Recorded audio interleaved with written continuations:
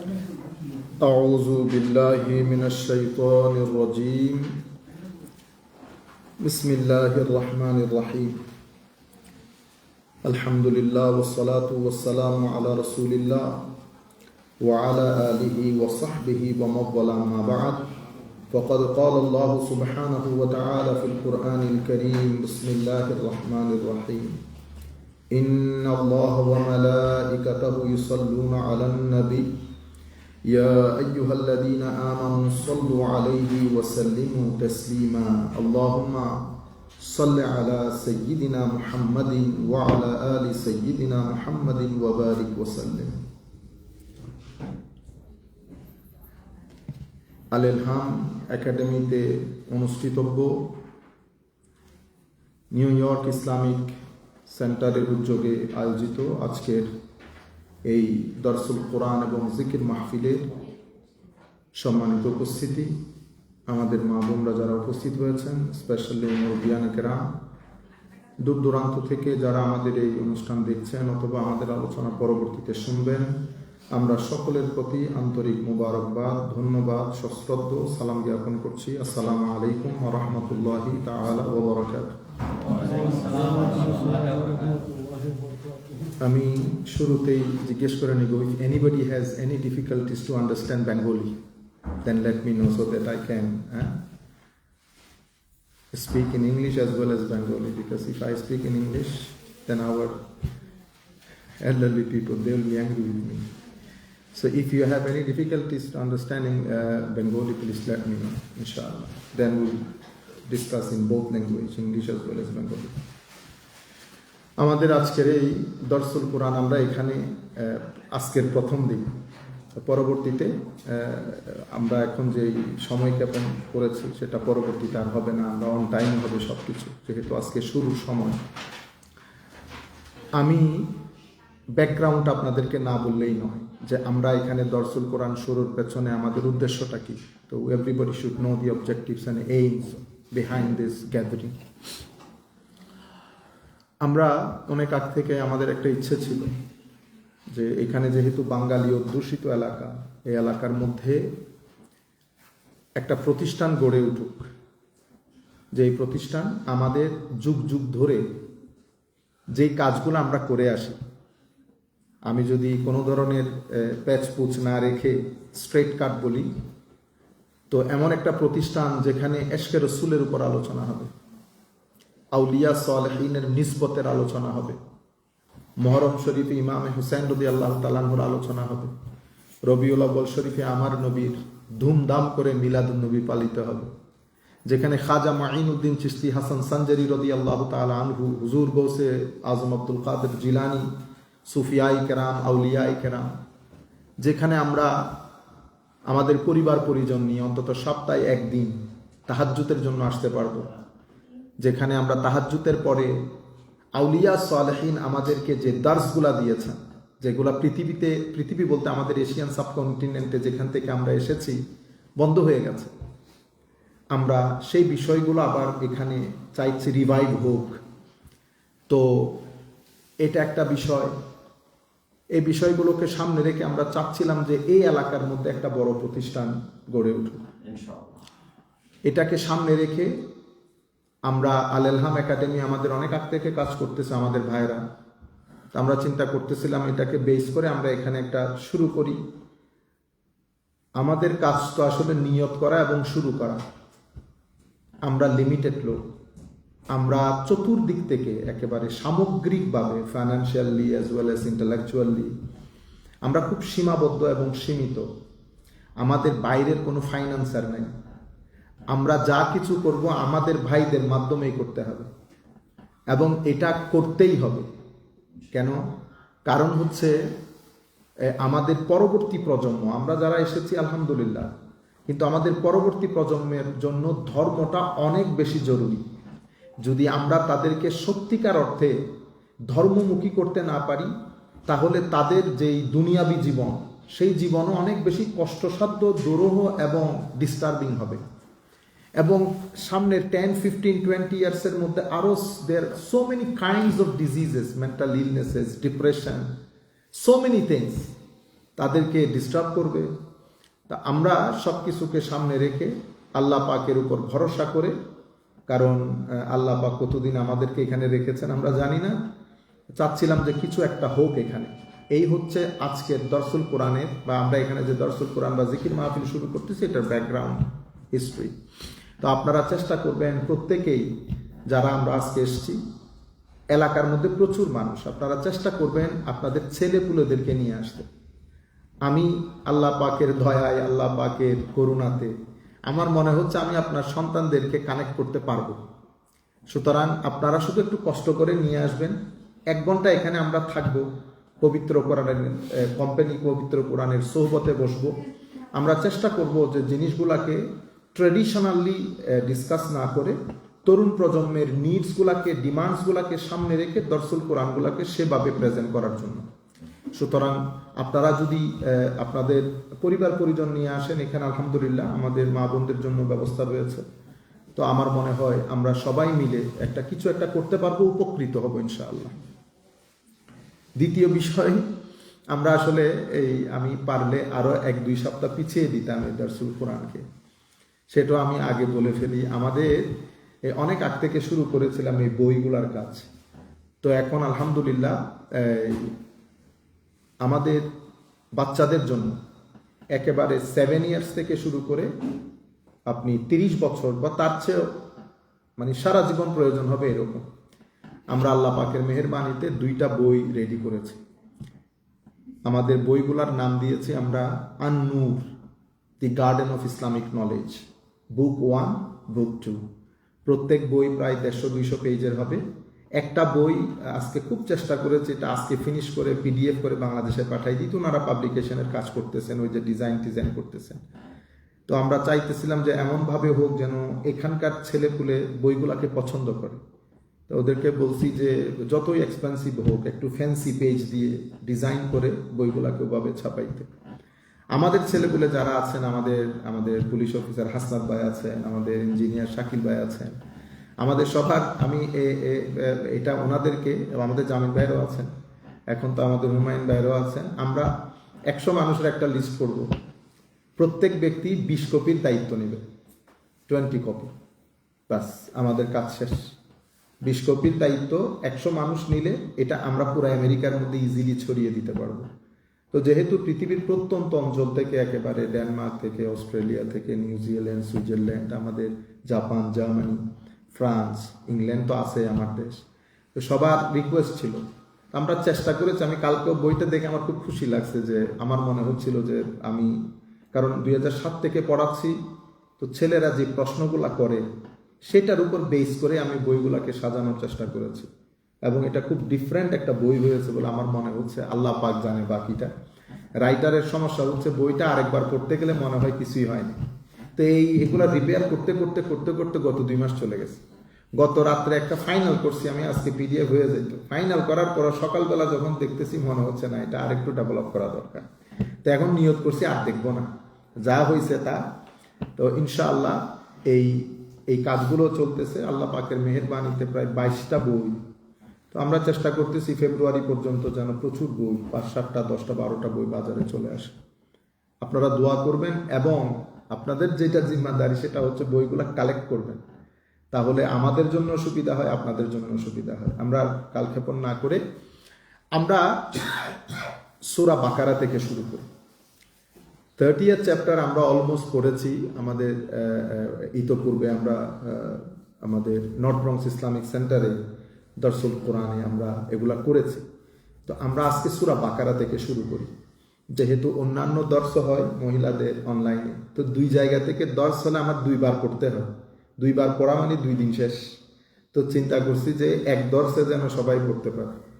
তো আল্লাহ পাকের মেহেরবানি, এখানে আজকে হচ্ছে, এরপরে দর্শ আবার নিউ জার্সিতে হবে, আর অনলাইনে তো মহিলাদের দর্শ হয়।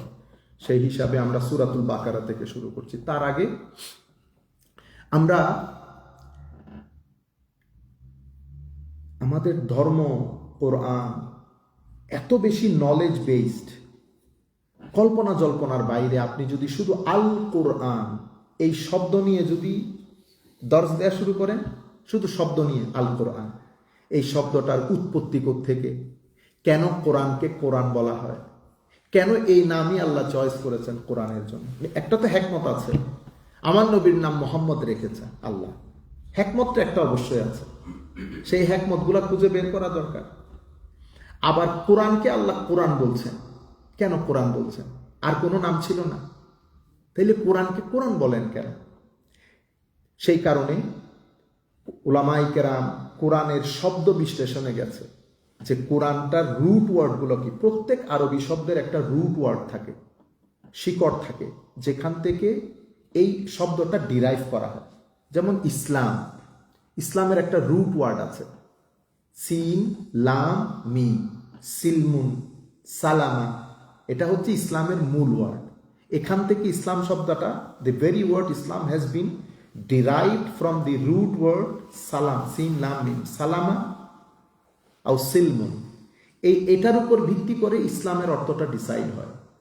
অনুরূপভাবে কোরআন, কেউ বলেছে কারানা, কেউ বলেছে কারা আ, এভাবে এই শব্দের উপর ভিত্তি করে কোরআনের অর্থটা ডিসাইড হয়।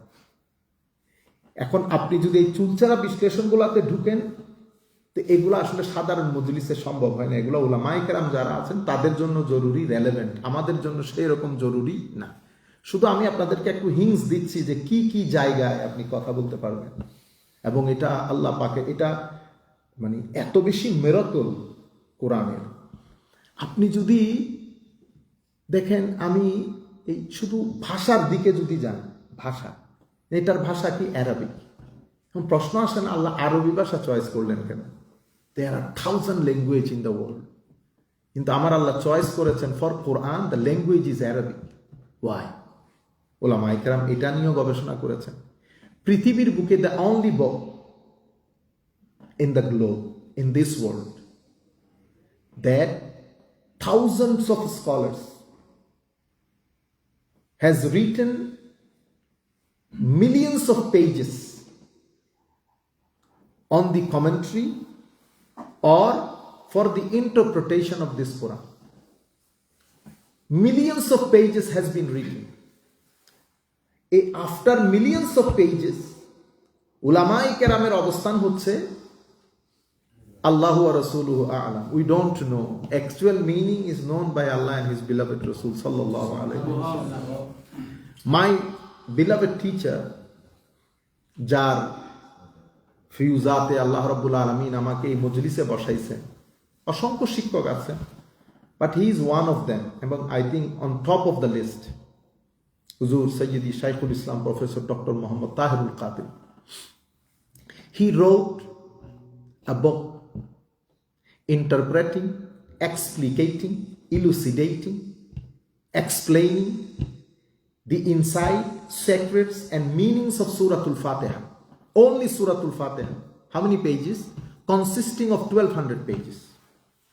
1200 পেজ লিখছে, 1200 পেজ। কিসের উপর? সূরাতুল ফাতিহার উপর। লেখার পরে উনি বলতেছেন, বেটা অনেক কিছু লেখার ছিল, কিছুই লিখতে পারি নাই। ইসি, এটা একটা মহাসমুদ্র, এটাই মিরাকল কোরআনে পাকের। আমি আজকে শুধুমাত্র আলিফ লাম মিম এটার তাফসীর দেখতেছিলাম, তো দেখতে দেখতে আমি নিজে টায়ার্ড হয়ে গেছি, বিরক্ত হয়ে গেছি। মানে কি পরিমাণ উলামায়ে কেরাম এটার উপর ইন্টারপ্রিটেশন দিয়েছেন। এত such a brilliant, such an amazing book. It is started with 3 alphabets. Alif Lam Mim. আপনি ABC পড়েন, এটা এই আন্দাজে আপনাকে আপিল করবে না। শরীয় শারিয়া পড়েন, ক খ পড়েন। পৃথিবীর আমি অনেক ল্যাঙ্গুয়েজ আল্লাহ পাকের মেহেরবানিতে, উর্দু আমার বুঝে আসে, আরবিও বুঝে আসে, ইংরেজিও বুঝে আসে, ফার্সিও বুঝে আসে, পড়ি, পড়তে পারি, পড়াইতে পারি। এতগুলা ল্যাঙ্গুয়েজ আপনি অ্যালফাবেটগুলা পড়েন, কোনো আপিল করবে না। কিন্তু এই কোরআনের অ্যালফাবেট অ্যারাবিক অ্যালফাবেট। তহা নুন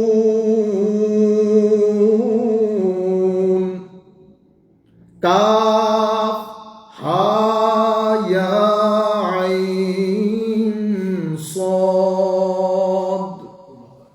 আজীব বিষয় না? মানুষের সিনা বিদীর্ণ করে ফেলে। এবং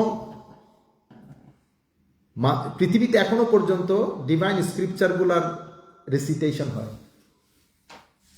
আমাকে একজন জিজ্ঞেস করেছে, how I know that this book is given by Almighty Allah. I said, look, if I explain to you academically, you will not be able to understand, because you have no idea about this academia or the academic interpretation.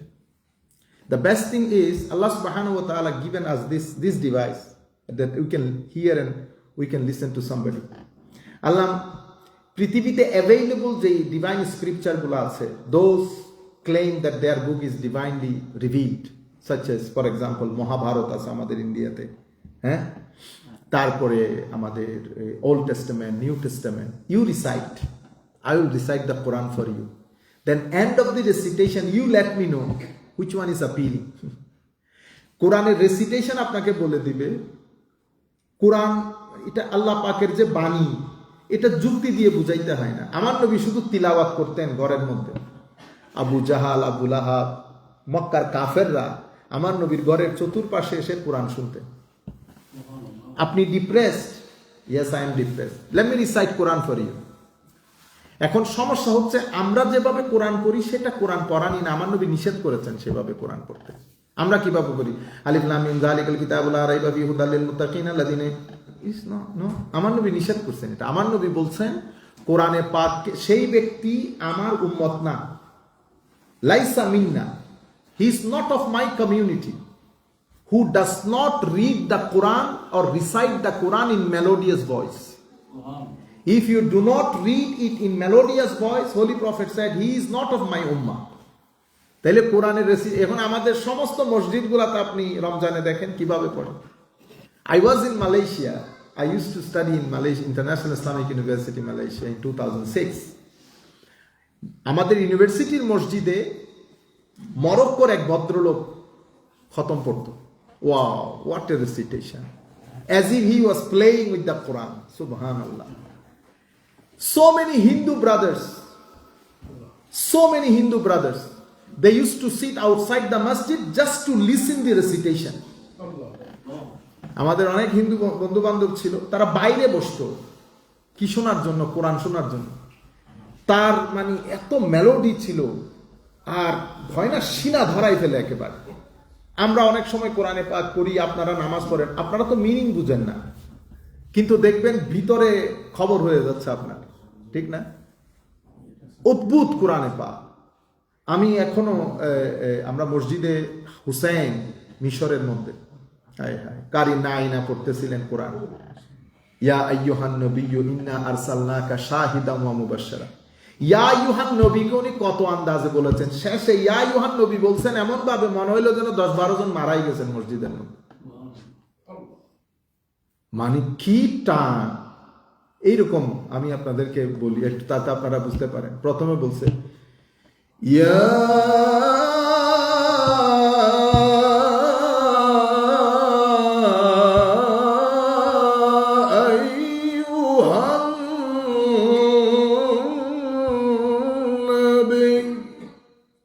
একবার করছে ইয়া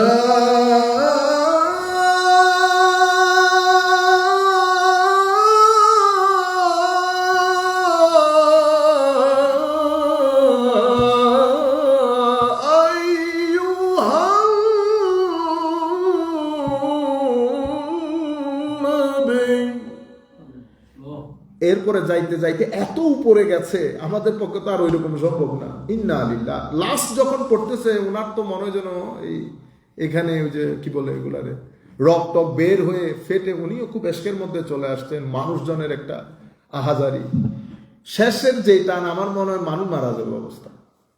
এটা আল্লাহর কালামের পক্ষে সম্ভব। এটা আপনি new testament, old testament, Mahabharata, আমি সব কিছু একদিন অনেক আগে আমি সবকিছু সামনে রাখছি। মহাভারত আছে, দেবাদীনম জগৎ সর্বম মন্ত্রাদীনম তা দেবা, তা পড়েন আপনি। এটা doesn't make any impact in year heart. Recite old testament, new testament, Bible, আপনি একটা একটা পড়েন। এটা রেসিটেশনের মধ্যে, এটা আপনি যখন কোরআনে পাঠ করতেছেন, ইভেন আমি যখন আমাদের মসজিদে জুমা পড়াই, তো জুমার মধ্যে অসংখ্য, আমাদের আশপাশে তো সবাই হিন্দু, হিন্দু পাড়া আছে, বড় পাড়া। এক হিন্দু আমাকে বলতেছেন যে বাতিজা আমি তো, আচ্ছা একদিন আমি ওই সুরে পড়ি নাই, যে সুরে আমি এখন পড়ছি না ওই সুরে, আমি নর্মালি সুরে করছি। তো হিন্দু আমাকে বলতেছে ভাইজান আমি বাতিজা আমি 12টা থেকে অপেক্ষা করতেছি, তুমি তো আজকে সুরই চেঞ্জ করে দিছো। একটা হিন্দু বলতেছে আপনি সারাদিন যদি দাওয়াতি কাজ করেন এটা কনভিন্স করতে পারবেন না, কিন্তু আপনি এক রেসিটেশন দিয়ে কনভিন্স হয়ে যায়। তাইলে ওই কোরআনের ভাষা Arabic. There are about 3,000 to 4,000 languages in the world at this moment. Why Arabic? আপনি যদি এটাও চিন্তা করেন, এটা আরেক দুনিয়া, আরবি। এবং এটার এজাজুল কোরআন বলে এটাকে, মানে কোরআন যে মজেজা সেটার অন্যতম একটা দলিল, একটা প্রমাণ, একটা প্রুফ হচ্ছে ইটস ল্যাঙ্গুয়েজ ইটসেলফ, অ্যারাবিক। এমনি আপনারা বোঝার জন্য যদি বলি, একদম কমনলি লেইম্যানের জন্য, যেমন উর্দু। আচ্ছা বাংলা থেকে আসি, আজ থেকে যদি আপনি 100 বছর পিছনে যান, ঠিক আছে, আমরা কি ভাষায় কথা বলতাম? ওই ভাষা যদি আমি এখন বলি 99% বাঙালি বুঝবে না। আপনি কি এখন তিনি আসিয়া মারিয়া কাটিয়া ফিরিয়া লুটিয়া দলিয়া চলিয়া যান বলবেন? বলবেন না। সংস্কৃত শব্দটা আমাদের সংস্কৃত ভাষা থেকে তো আমাদের ভাষাটা ডিরাইভ। তো তখন যে ভাষায় কথা বলতো সেটা এখন হাস্যকর হয়ে গেছে, আনআন্ডারস্ট্যান্ডেবল হয়ে গেছে, অ্যাম্বিগুয়াস হয়ে গেছে। তো কোরআন যদি বাংলায় অবতীর্ণ হতো, আজকের দিনের জেনারেশন এসে অনেক ডিফিকাল্টিসে পড়ে যেত। 99% Bengali speaking, even they don't know. আমি যদি বলি যে এই যে মহাভারতের মধ্যে আছে দেবাদীনম জগৎ শর্মম মন্ত্রাদীনম তা দেবতা থম মন্ত্রম ব্রহ্মাদীনম ব্রহ্মানন্দম দেবতা, সংস্কৃত ভাষা। কেউ আপনি আরেক ইন্টারপ্রিটেশনের কাছে যাইতে হবে, ভাই could you please explain to me what it is. Urdu ভাষা 100 বছর আগে যদি আপনি পিছনে যান, wow, difficult to understand. For example Allama ইকবালের উর্দু, এমনিতে আমাদের ছেলেপুলে উর্দু মুভি দেখে, বহুত উর্দু বুঝে, কিন্তু আপনি তাদের সামনে একটু ইকবাল পড়েন, আপনি বুঝতে পারবেন না। কেন? কারণ ইকবালের উর্দুর মধ্যে আরবি, ফার্সি, তুর্কিশ, এটা falooda, very difficult to understand. এমনিতে প্রচুর উর্দু বুঝি আমরা, কিন্তু আল্লামা ইকবালের শের, আলা হজরতের শেরগুলা যখন আমরা পড়ি, আমাদের মোস্টলি ছেলেরা বুঝেও না। আচ্ছা, আপনি 100-150 বছর আগের উর্দু এখন যদি পাকিস্তানিদেরকে দেন, 99% পাকিস্তানি বুঝবে না। তাদের জন্য আরেকজন কি লাগবে? আপনারা এখানে আসেন না, এটারে কি বলে, ট্রান্সলেটর। তো তাদের জন্য আরেকজন ট্রান্সলেটর লাগবে। পৃথিবীতে প্রত্যেক ভাষার মধ্যে পরিবর্তন, পরিবর্ধন, পরিমার্জন, সংযোজন, বিয়োজন হয়েছে। আপনি যদি ইংলিশ ভাষাতে আসেন, ইংরেজিতে এখন কি দাই সেলফের যুগ আছে? দাই সেলফ বলে কেউ। 400 বছর আগে চাউসারিয়ান ইংলিশ ছিল। আমি ইংল্যান্ডে প্রথম, আমার রাস্তার নাম Chaucer street, number 7 Chaucer street. তো মিস্টার চৌসারের ইংলিশ বুঝার লোক এখন ইংল্যান্ডে একজনও নেই আর। চৌসারিয়ান ইংলিশ, জাস্ট 350 ইয়ার্স এর ডিফারেন্স। यानी आफ्टर 300 years इंग्लिश पीपल सबाई इंग्लिश, বাট চৌসারিয়ান ইংলিশ বোঝার লোক নাই। ইন্না লিল্লাহি ওয়া ইন্না ইলাইহি রাজিউন। তো কোরআন যদি কোনো কারণে ইংরেজিতে নাজিল হইতো তাহলে তো আজকে দুঃখে পড়ে যেত। পৃথিবীর মধ্যে একমাত্র ভাষা যেটাতে পরিবর্তন, পরিবর্ধন, সংযোজন, বিয়োজন কোনো কিছু হয় না, সেটা আরবি। মানে আমার নবীর যুগে আরবি যেভাবে বলতো, আজকে আমরা সেভাবে আরবি বলতেছি। সেই কারণে হাদিস শরীফগুলা বোঝার জন্য আমাদেরকে অনেক কষ্ট করতে হয় না। আপনি আরবি ভাষা যিনি জানেন, ওনার হাদিস শরীফ বুঝে আসে, কিছু জায়গার ইন্টারপ্রিটেশন বাদ দিলে। এটা হচ্ছে পবিত্র কোরআনের ভাষা যে হবে, এবং ভাষা ইটসেলফ আল্লাহ রাব্বুল আলামিন এটাকে মুআজিজা বানিয়েছেন। আরবি ভাষা এতটাই এক্সটেন্সিভ, এটার সামনে পৃথিবীর কোন সাহিত্য, কোন ভাষা এটার সাথে কম্পেয়ারেবল না। আমি আপনারা বোঝার জন্য, কারণ আমি এটা হাইলি একাডেমিক করতে চাচ্ছি, এই জন্য আমি কোনো একাডেমিক টার্মও ব্যবহার করতেছি না।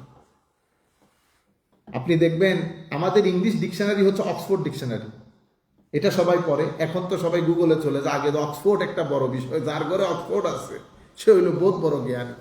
আমরা আমাদের আমরা বাসায় থেকে একবার হইলেও বের হইতাম অক্সফোর্ড এটা নিয়ে, যাতে মানুষজন বুঝে যে আমি ইংরেজি জানি। অক্সফোর্ড ডিকশনারি এটা সাইন অফ দি প্রেস্টিজ ছিল। But now it is, even আমার বাবা এখনো জানেন না যে গুগলের মধ্যে শব্দ বের করতে পারে। উনি তো এমনি এমনি দেখেন ওই যে ইংলিশ নিউজ পেপার নিয়ে এটা দেখে আবার লেখে। তাই আমি বাবা আপনার শব্দটা বলেন, তো বলে শব্দ আল্লাহ, তো গুগল থেকে তো 1 সেকেন্ডও লাগে। উনি আমাকে বলতেছেন তুমি এত তাড়াতাড়ি কেমনে বের করো এটা?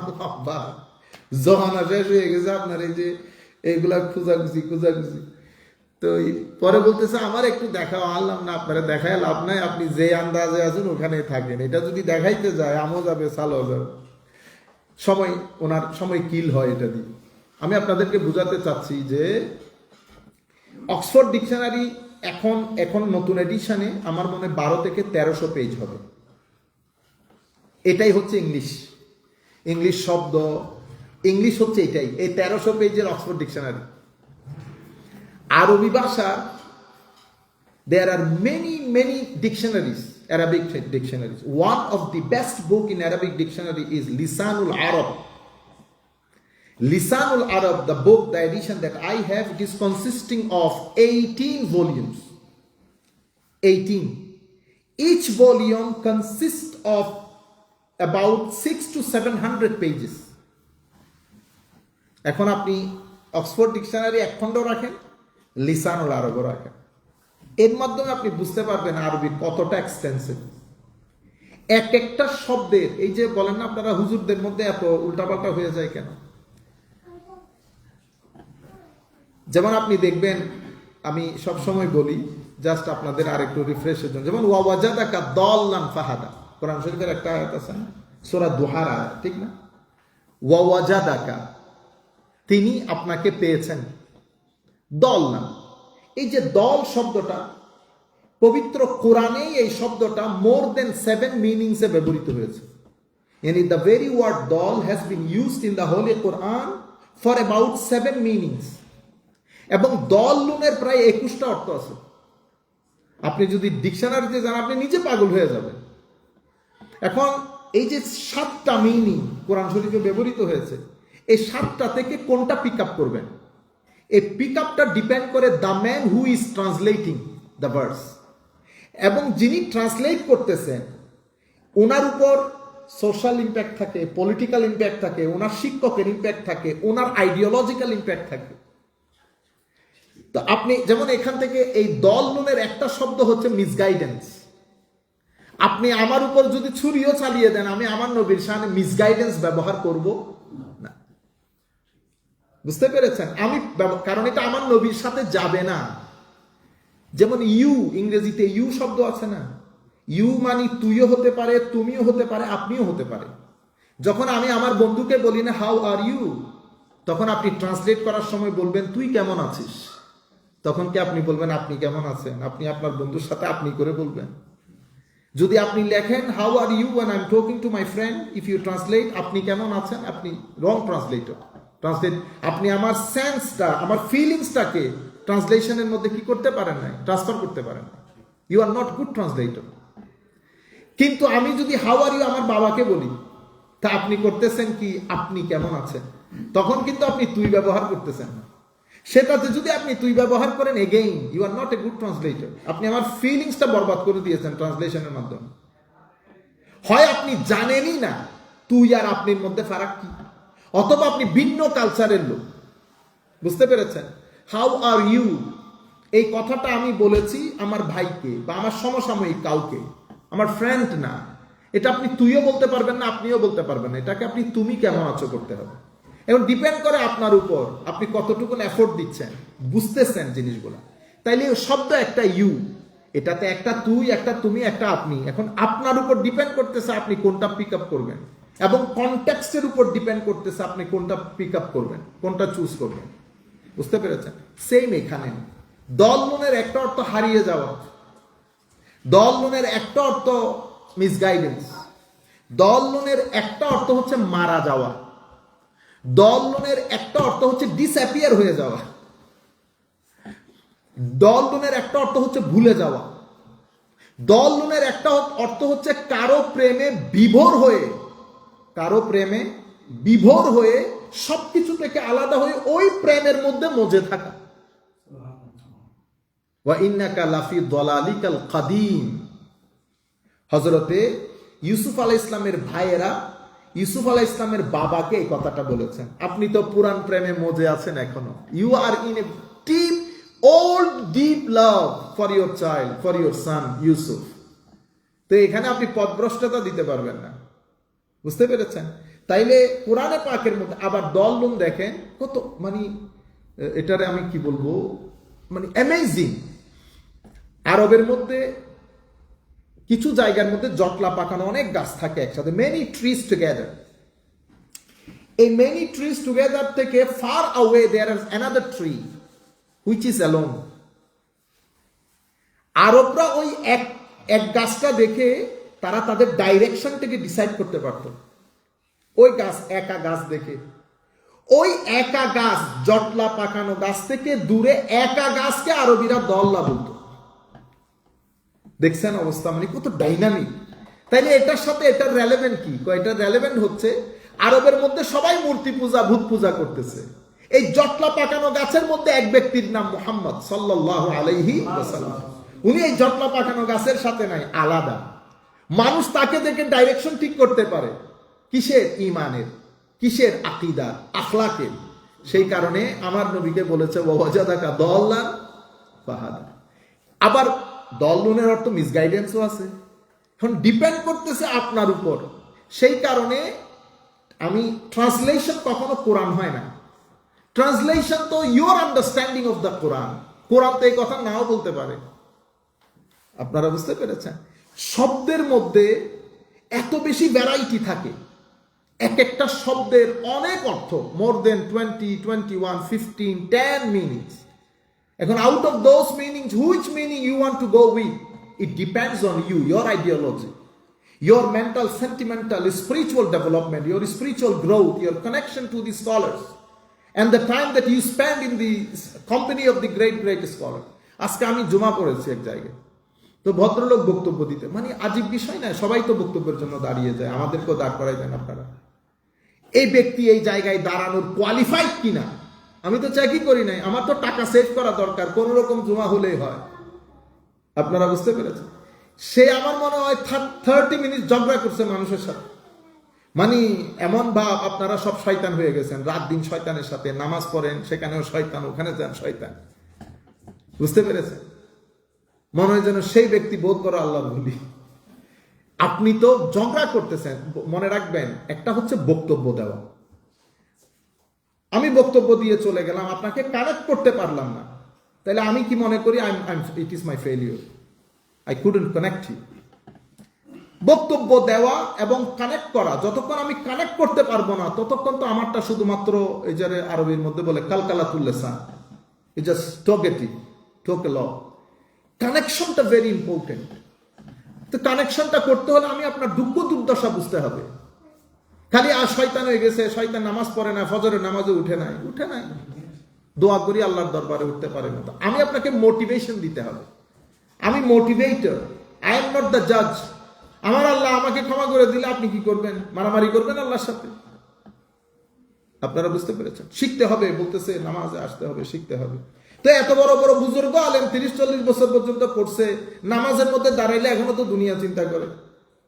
আসল ঘটনায় কেউ আসে না। আমাদের এই মুহূর্তে স্পিরিচুয়াল ডেভেলপমেন্ট দরকার। আমাদের ভিতরের জগতের ক্যাবলা দুরস্ত করা দরকার। শুধু আপনি ফরজ জানলেন, ওয়াজিব জানলেন, আলহামদুলিল্লাহ চমৎকার করে পড়লেন, লাভটা কি হয়েছে? আপনার আমার নিজের মনই তো নাই যাই নামাজের মধ্যে। বুঝতে পেরেছেন?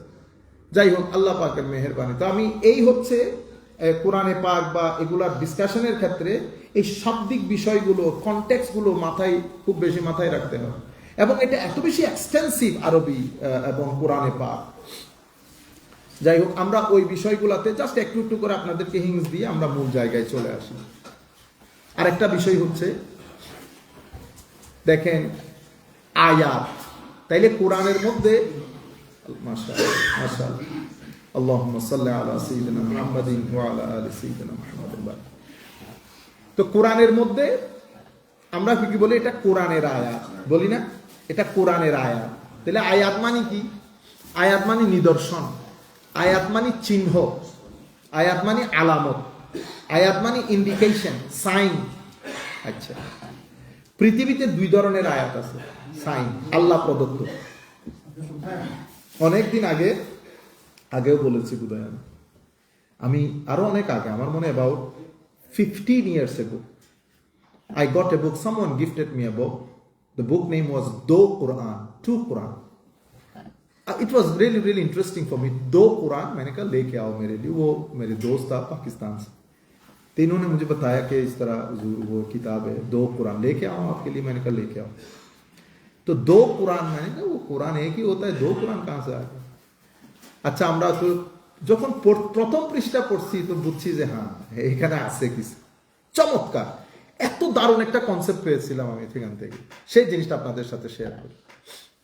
উনি বলতে চেয়েছেন যে কোরআনের আয়াত আয়াত, আবার এই পৃথিবীকে আল্লাহ সাজিয়েছেন, এগুলো আল্লাহ আয়াত দিয়ে সাজিয়েছেন। In the universe, heaven and earth, it is designed by the আয়াত। মাউন্টেন ইজ আয়াত, ওশান ইজ আয়াত, jungle is ayat, heavens and earth, stars, moon, sun, they all are ayat. পবিত্র কোরআনের মধ্যে আল্লাহ কোরআনের আয়াতকেও আয়াত বলেছেন, ইউনিভার্সের এই সাইন গুলাকেও, গ্রেট গ্রেট ক্রিয়েশন গুলাকে আল্লাহ আয়াত বলেছেন। তাইলে আয়াত মানে কি? তো আয়াত মানে হচ্ছে a sign which clearly proves that there is someone who has created this world. আমাদের এখানে পৃথিবীর মধ্যে সূরা ফাতিহা যদি পড়ি, রব্বুল আলামিন, রব্বুল আলামিন, তাইলে there are two types of existence in this world. একটা হচ্ছে রব, একটা হচ্ছে আলামিন। রব হচ্ছে cause of the world, cause of the আলামিন। রবের কিছু বৈশিষ্ট্য আছে। রবকে কেউ সৃষ্টি করে না। If you ask me who created রব, no you cannot say this. কেন? আপনি যদি হু ক্রিয়েটেড রব বলেন তাহলে পিছনের দিকে যাইতে হবে, পিছনের দিকে যাইতে হবে। আমি বলবো মিস্টার এ ক্রিয়েটেড দ্য রব, then you will ask me again who created mister A, how is mister B, then you will ask me who created mister B. I'll have to carry on. না, এটা শরীয়তের মধ্যে বা even আমাদের যুক্তির মধ্যেও this is not allowed. এই কারণে রবকে আমরা বলি ওয়াজিবুল উজুদ, কাদিম। ওয়াজিবুল উজুদ মানে nobody caused him, or nobody made him, or nobody created him, or nobody gave him existence. উনি ছিলেন, উনি আছেন, উনি থাকবেন, তার কোনো রিজন নাই। দ্যাটস ওয়াই কোরআনে সূরা ইখলাসের মধ্যে বলেছেন না, লাম ইয়ালিদ ওয়া লাম ইউলাদ। না মা বাবা থাকলে বলতে পারতাম পজ আছে, না উনি কারো কাছ থেকে হয়েছেন, না ওনার কাছ থেকে কেউ হয়েছেন। ওয়াজিবুল উজুদ। এরপর উনি কাদিম। কাদিম মানে ছিলেন, আছেন, থাকবেন। কখন থেকে আছেন ইউ ক্যানট আস্ক, কতদিন থাকবেন ইউ ক্যানট আস্ক। উনি কাদিম। এই জায়গাগুলো আমি মানতেই হবে। এগুলা মানা ছাড়া, আপনি যদি এগুলো না মানেন তাহলে demolition of philosophy and demolition of argument হবে। তাইলে আমার টোটাল এক্সিস্টেন্স হচ্ছে দুইটা, রব এবং আলামিন। আলহামদুলিল্লাহি রাব্বিল আলামিন। রব উনি স্রষ্টা, ক্রিয়েটর। উনি কাদিম, উনি ওয়াজিবুল উজুদ, ওনার কোনো ধ্বংস নাই, ছিলেন, আছেন, থাকবেন। উনি সময়, স্থান, কাল কোনো কিছু ওনাকে টাচ করে না। উনি সময়, এগুলো সব সৃষ্টি। উনি তখনও ছিলেন যখন, কোনো তখন, এখন, কোথায়, এগুলো ছিল না। রব। আলামিন। আলামিন কি?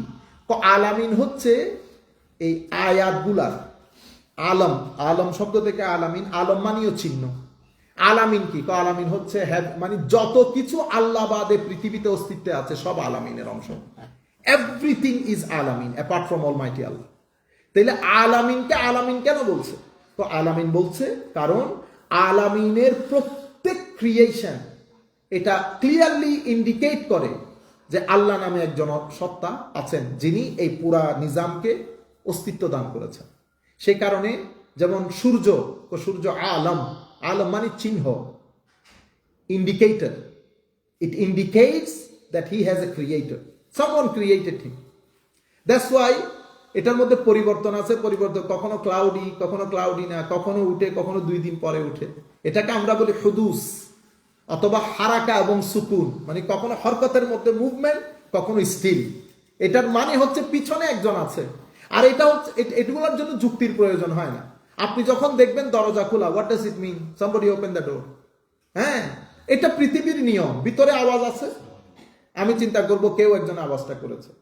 ছাই দেখেছি, ছাই, স্মোক, অ্যাশ, চিন্তা করলাম যে এখানে কি ছিল? আগুন ছিল। বুঝতে পেরেছেন? তাইলে cause and effect, cause and effect. আমরা পৃথিবীতে যে কোনো জিনিস জানার জন্য, আমি এই দর্শনগুলো আমি আপনাদেরকে আগ থেকে বলে দেই, দূর দূরান্ত থেকে প্রচুর আলেম উলামা দেখেন। আমরা ট্রেডিশনাল করব না এটাকে, যেগুলা এই যে পড়া তফসিরের মধ্যে এটা এসেছে আপনি শুনলেন। আমরা চেষ্টা করব এগুলাকে আধুনিক দুনিয়া, আমাদের বাচ্চা, আমাদের কলেজ ইউনিভার্সিটি পড়ুয়া ছেলে পুলে পৃথিবীর বিভিন্ন প্রান্ত থেকে আলেম ওলামা দেখেন, তাদের মনের মধ্যে যে প্রশ্নগুলা যেভাবে বললে তাদেরকে আমি কানেক্ট করতে পারবো, আমি চেষ্টা করবো যে জিনিসগুলাকে সেভাবে প্রেজেন্ট করার জন্য। আপনাদের একটু অধৈর্য লাগলো, আপনারা সঙ্গ দেবে। প্রচুর মানুষ এখান থেকে বেনিফিটেড হয়। এই যে আল্লাহ পাকের মেহেরবানি, হয়তো আপনারা এখানে খুব সামান্য লোক, বাট আমরা লাইভ করতেছি এই কারণে ফেসবুকে প্রচুর লোক, হয়তো আমি বাসায় যেতে যেতে লাখ মানুষ এটাকে দেখবে আল্লাহ পাকের মেহেরবানিতে। তো তাদের উপকার হয় জিনিসগুলো, কারণ এগুলা দেখে আবার আমাদের অনেক ছেলেপুলে দর্শ করে। তো সেই কারণে আমার একটু কথাবার্তাগুলো ছিঁড়ে ছিঁড়ে বলতে হয়, যেন তাদের জন্য সহজ হয়ে যায়। যে কোনো জিনিসকে আমরা দুইভাবে জানতে পারি। কিছু জিনিস বোঝার জন্য দলিল দরকার হয় না, শুধু মুশাহাদা বলি। মুশাহাদা, মুশাহাদা মানে আমাকে আল্লাহ 5টা সেন্স দান করেছে। আমি হাত দিয়ে ধরে বুঝতে পারি এটা নরম কিনা, ঠিক আছে? আমি জিহ্বাই দিয়ে বুঝতে পারি এটা মিষ্টি কিনা। আমি চোখ দিয়ে দেখলে বুঝতে পারি এটা সাদা কিনা। তাইলে আমার 5 ইন্দ্রিয় আছে যেটা দিয়ে আমি বুঝতে পারি। আমি হাত দিয়েছি এটা ঠান্ডা, এটা আপনি দলিল দিয়ে বুঝাইতে হবে? আবার না, দলিলের প্রয়োজন নাই। আমি হাত দিয়ে দেখছি ঠান্ডা, ঠান্ডা দেখছে। আমি চোখ দিয়ে দেখছি এটা সাদা, এখন যদি বলেন দেখি প্রমাণ করেন এটা সাদা, না ভাই, এটা প্রমাণ করতে হবে না, এটা চোখে বলতেছে সাদা, দ্যাটস ওয়াই সাদা, that's it.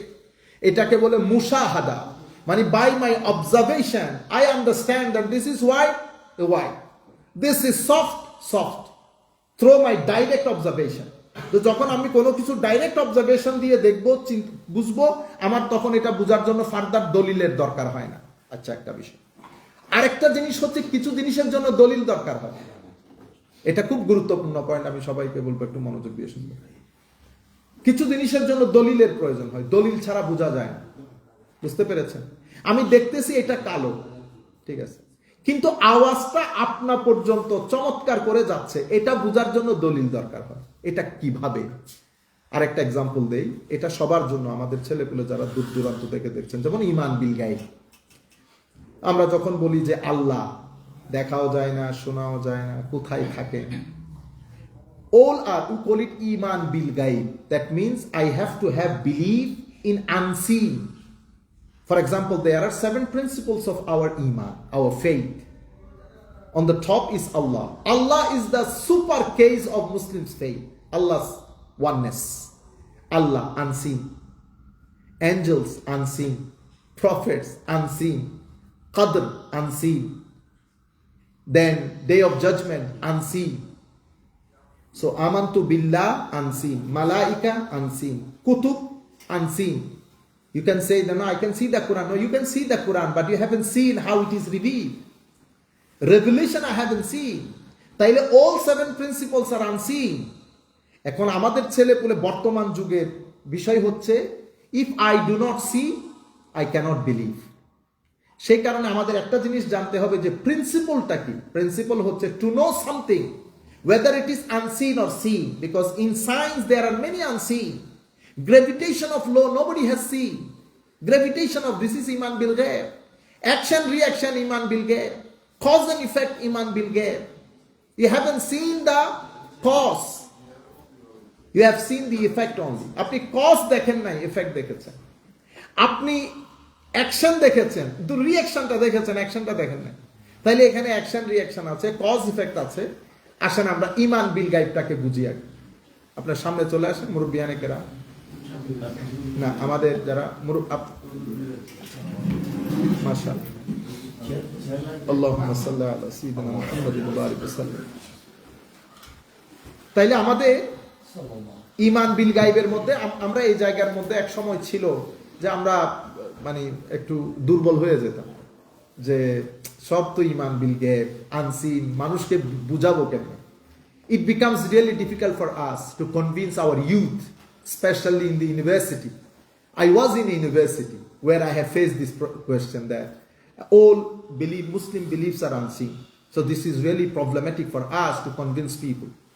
I said, look, তো এখান থেকে আমাদের আকীদার কিতাবের মধ্যে এটা চমৎকার করে উল্লেখ করা আছে। সেটা কি, যে কোনো জিনিসকে আমরা জানতে পারি দুই ভাবে। যে কোনো জিনিসকে, একটা হচ্ছে থ্রু ডাইরেক্ট অবজারভেশন, যেমন white colour, through direct observation. This is soft, through direct observation. This is hard, through direct observation. This is really tasty, through direct observation. Wow, what a beautiful sound, through direct observation. তো একটা জিনিস আমরা জানতে পারি direct অবজারভেশনের মাধ্যমে, আরেকটা জিনিস আমরা জানতে পারি দলিলের মাধ্যমে। আপনাদেরকে এক্সাম্পল দিলে বুঝতে পারবেন।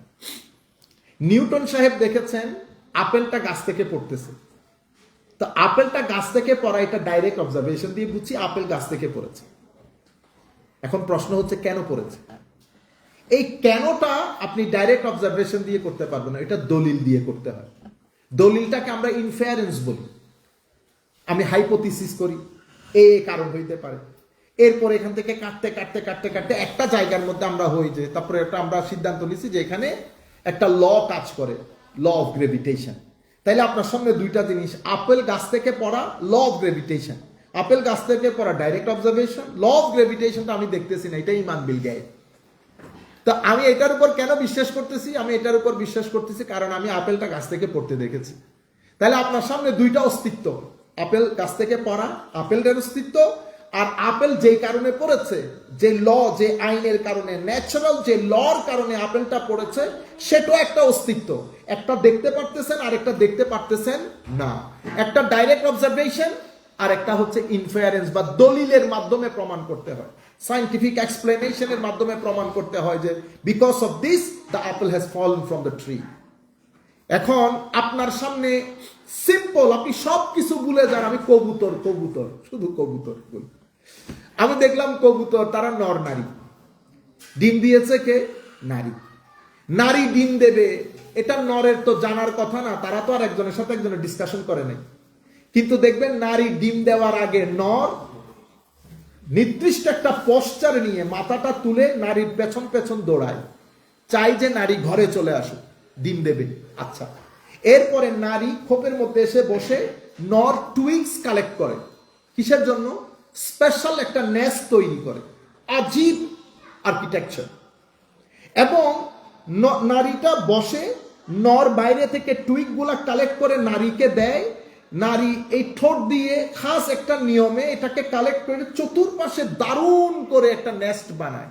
আমি আপনাকে যদি সেটা খুলতে দেই, আপনি খুলতে পারবেন না, কেটে ফেলতে হবে। আচ্ছা, এরপরে ডিম দিয়েছে। ডিম দেওয়ার পরে এখন দুইজনে এটার উপর তাও দেবে। তাদের ভিতরে যে সেটেলমেন্ট, টাইম সেটেলমেন্ট, যে কে কতক্ষণ দিবে। আজীব বিষয় হচ্ছে, ধরেন নরের টাইম যদি 12টায় হয়, দ্যাট মিনস ইট ইজ 12টা।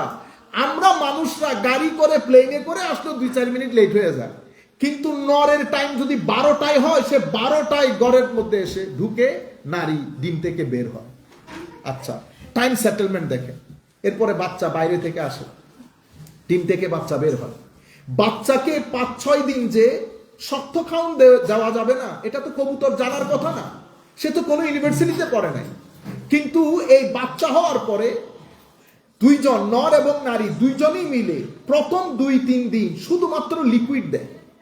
আপনি তাকে গম খাওয়াচ্ছেন, অনেক কিছু দিচ্ছেন, কিন্তু নর নারী বাচ্চাদেরকে গম দেয় না, শুধু লিকুইড দেয়। 2-3 দিন পরে আবার তারা হার্ড জিনিস খাওয়ানো শুরু করে, এবং এটা যে ঠোঁট দিয়ে খাওয়াইতে হবে, এই এলহামটা তাদেরকে কে করেছে? সেই জন্য আমার আল্লাহ বলছেন, ফাবি আইয়ি আলাই রাব্বিকুমা তুকাযযিবান। বান্দা, সৃষ্টির অনুপরমাণুর দিকেও যদি তুমি তাকাও, চতুর্দিকে তুমি আমাকে দেখবা, আমার অস্তিত্ব বুঝতে পারবা। এই পুরো পৃথিবীর ডিজাইন আমি করেছি তুমি আমার অস্তিত্ব বোঝার জন্য। এবং আমার আল্লাহ, ওয়াফি আনফুসিকুম আফালা তুবসিরুন, তারা কি তাদের নিজেদের ভিতরে দেখে না তাদেরকে আমি কিভাবে তৈরি করেছি? আমার ইংল্যান্ডে আমাদের মসজিদের খতিব ইমাম, সে মাইক্রোবায়োলজিতে পিএইচডি করতেছে, শেষের পথে। সে যখন আমাকে ভিতরের ডিজাইনগুলো এক্সপ্লেন করতেছে, সুবহানাল্লাহ। আপনি আল্লাহ, এই জন্য আমার আল্লাহ বলতেছেন যে তুমি যদি হাকিকতটা বুঝতে পারো, ইভেন নেচারের হাকিকত বুঝতে পারো, আমার কদমে সিজদা দেওয়া বাদে তোমার হাতে অন্য কোনো অপশন থাকবে না। এই আন্দাজে আল্লাহ পৃথিবীকে সৃষ্টি করেছেন। এটা আলাদা একটা সাবজেক্ট, আমি ওইদিকে যাচ্ছি না, আমি আবার কাম টু দি পয়েন্ট। তাইলে এই পুরা নিজামকেও আল্লাহ আয়াত বলেছেন, আয়াত, কোরআনের আয়াতকেও আল্লাহ আয়াত বলেছেন। তো উনি বই লিখেছেন দো कुरान, तो आपने फरमाया कि दो कुरान में एक आयत तो जो कुरानी आयत है, একটা আয়াত যেটা কোরআনী আয়াত, আরেকটা আয়াত কোনটা? আরেকটা আয়াত হচ্ছে আসমান, জমিন, চন্দ্র, সূর্য, যেটাকে আমার আল্লাহ কোরআনে পাকের মধ্যে বলেছেন ওয়ালিল্লাহি মুলকুস সামাওয়াতি ওয়াল আরদ ওয়াল্লাহু আলা কুল্লি শাইইন কাদির ইন্না ফি খালকিস সামাওয়াতি ওয়াল আরদি ওয়াখতিলাফিল লাইলি ওয়ান নাহারি লাআয়াতিন লিউলিল আলবাব। ইন্না ফি খালকিস সামাওয়াতি ওয়াল আরদ, আসমান জমিনের ক্রিয়েশন, রাত এবং দিনের পরিবর্তন, এটার মধ্যে আয়াত, আমাদের জন্য আয়াত আছে। তাইলে এই রাতের দিনের পরিবর্তনকে আয়াত বলেছেন, বাতাসকে আয়াত বলেছেন, আসমান জমিনকে আয়াত, এগুলো আয়াত, এগুলো আয়াত। তাইলে আয়াত কয় প্রকার? দুই প্রকার। একটাকে বলে আয়াতে মাস্তুর, আয়াতে মাস্তুর, that means written verse. Written verse কোনটা? রিটেন ভার্স হচ্ছে কোরআনে পাক, যেটার আয়াতগুলাকে আল্লাহ লিপিবদ্ধ করেছেন, ইট ক্যান বি রিসাইটেড। আচ্ছা, আরেক আয়াত কোনটা? আরেক আয়াত হচ্ছে আয়াতে মঞ্জুর। আয়াতে মঞ্জুর মানে এটা রিটেন ভার্স না, এটা হচ্ছে আপনি ওই যে আমরা প্রেজেন্টেশন করি না ইয়ার মধ্যে, হ্যাঁ, তো ওই এই কোরআনের আয়াতটা হচ্ছে রিটেন ভার্স, আর এটা হচ্ছে মঞ্জুর, যেটা আপনি নজরে আসে, প্রেজেন্টেশন অফ অলমাইটি আল্লাহ। তাইলে ডিভাইন প্রেজেন্টেশন হচ্ছে যেভাবে আমরা আমাদের যখন রিসার্চকে আমরা প্লেস করি, আমরা প্রেজেন্ট করি, তো এটা রেখে প্রজেক্টরের মধ্যে। তাইলে একটা হচ্ছে পবিত্র কোরআন, এটা হচ্ছে রিটেন ভার্স, আর ডিভাইন প্রজেক্টর হচ্ছে আসমান, জমিন, চন্দ্র, সূর্য, গ্রহ, নক্ষত্র, রাত দিনের পরিবর্তন, আমাদের শরীর, আমাদের হার্ট, আমাদের ব্রেইন, এগুলা হচ্ছে আয়াতে মঞ্জুর। আয়াতে মঞ্জুর। তাহলে কয় ধরনের আয়াত হলো? দুই ধরনের। একটা কোরআনী আয়াত, এটা আমরা পড়তে পারি, এটা একটা আয়াত, এটাকে রিটেন ভার্স বলে। আর একটা হচ্ছে আয়াতে মঞ্জুর, এটা হচ্ছে ডিভাইন প্রজেক্টরের মাধ্যমে আমার আল্লাহ পুরো আয়াতগুলাকে দেখান। এটা নিয়ে গবেষণা করতে হয়, এটা নিয়ে চিন্তা করতে হয়। সেই কারণে কোরআনে পাকের একটা আয়াতের মধ্যে আল্লাহ সায়েন্স এবং ধর্ম দুইটাকে একসাথে বর্ণনা করেছেন। পৃথিবীতে একটা কনফ্লিকশন ছিল, এখনো মানুষ মনে করে কনফ্লিকশন আছে between science and religion. Specially western country, তারা যখন রিলিজিয়ানটাকে প্রেজেন্ট করে লাস্ট 200 to 300 years, তারা চেষ্টা করে to convince the young mind, to let them know that there is a confliction between science and religion. But as far as Islam is concerned, in our deen, in our religion, there is no confliction between deen and science. Science হচ্ছে serving tool of দীন। কোরআনে পাকের মধ্যে আল্লাহ কি করেছেন? এই আয়াতের মধ্যে সমস্ত কনফ্লিকশন গুলো দূরীভূত করে দিয়েছেন। সেটা কোনটা? এই যে আমি বলেছি ইন্না ফি খালকিস সামাওয়াতি ওয়াল আরদ ওয়া ইখতিলাফিল লাইলি ওয়ান নাহার লাআয়াতিন লিউলিল আলবাব। আসমান জমিনের সৃষ্টি, দিন রাতের পরিবর্তন, এটা এখানে গবেষকদের জন্য নিদর্শন রয়েছে। গবেষক কারা? আল্লাযীনা ইয়াযকুরুনাল্লাহা কিয়ামান ওয়া কুউদান ওয়া আলা জুনুবিহিম ওয়া ইয়াতাফাক্কারুনা ফি খালকিস সামাওয়াতি ওয়াল আরদ রব্বানা মা খালাকতা হাযা বাতিলা সুবহানাকা ফাকিনা আযাবান নার। তো গবেষক কারা? তো গবেষক যাদের মধ্যে দুইটা বৈশিষ্ট্য আছে, একটা হচ্ছে ইয়াজকুরুন, একটা হচ্ছে ইয়াতাফাক্কারুন। ইয়াজকুরুন মানে দে রিমেম্বার আল্লাহ। কখন? মানুষের তিনটা পশ্চার আছে, হয় আমরা দাঁড়িয়ে থাকি, নতুবা বসে থাকি, নতুবা শুয়ে থাকি। তো বলে যে সত্যিকার গবেষক কারা? যারা in all this three posters, দাঁড়িয়ে, বসে, শুয়ে, যারা আল্লাহকে স্মরণ করে, অর্থাৎ যাদের অন্তঃকরণে, মননের মধ্যে সমস্ত কাজে তারা এইম এন্ড অবজেক্টিভ সেট করে রাখে যে this existence that I have to be grateful to him and I have to make him happy and pleased. এটা হচ্ছে জিকর। আর ওয়াতাফাক্কারুন, যারা প্রচুর গবেষণা করে, এদেরকে আমার আল্লাহ বলেছেন উলিল আলবাব, গবেষক। তাইলে ইয়াজকুরুন আল্লাহ, this is the subject matter of দ্বীন। ইয়াজকুরুন, আল্লাহর স্মরণ। এটা সাবজেক্ট ম্যাটার অফ দিন। ওয়ায়াতাফাক্কারুন, this is the subject matter of science. গভীর চিন্তা করা, কন্টেম্পলেট করা। তাইলে ইয়াতাফাক্কারুন হচ্ছে সায়েন্সের সাবজেক্ট, ইয়াসকুরুন হচ্ছে দ্বীনের সাবজেক্ট। দ্বীন এবং সায়েন্স দুইটাকে আল্লাহ এই আয়াতের মধ্যে একসাথে করে বলেছেন।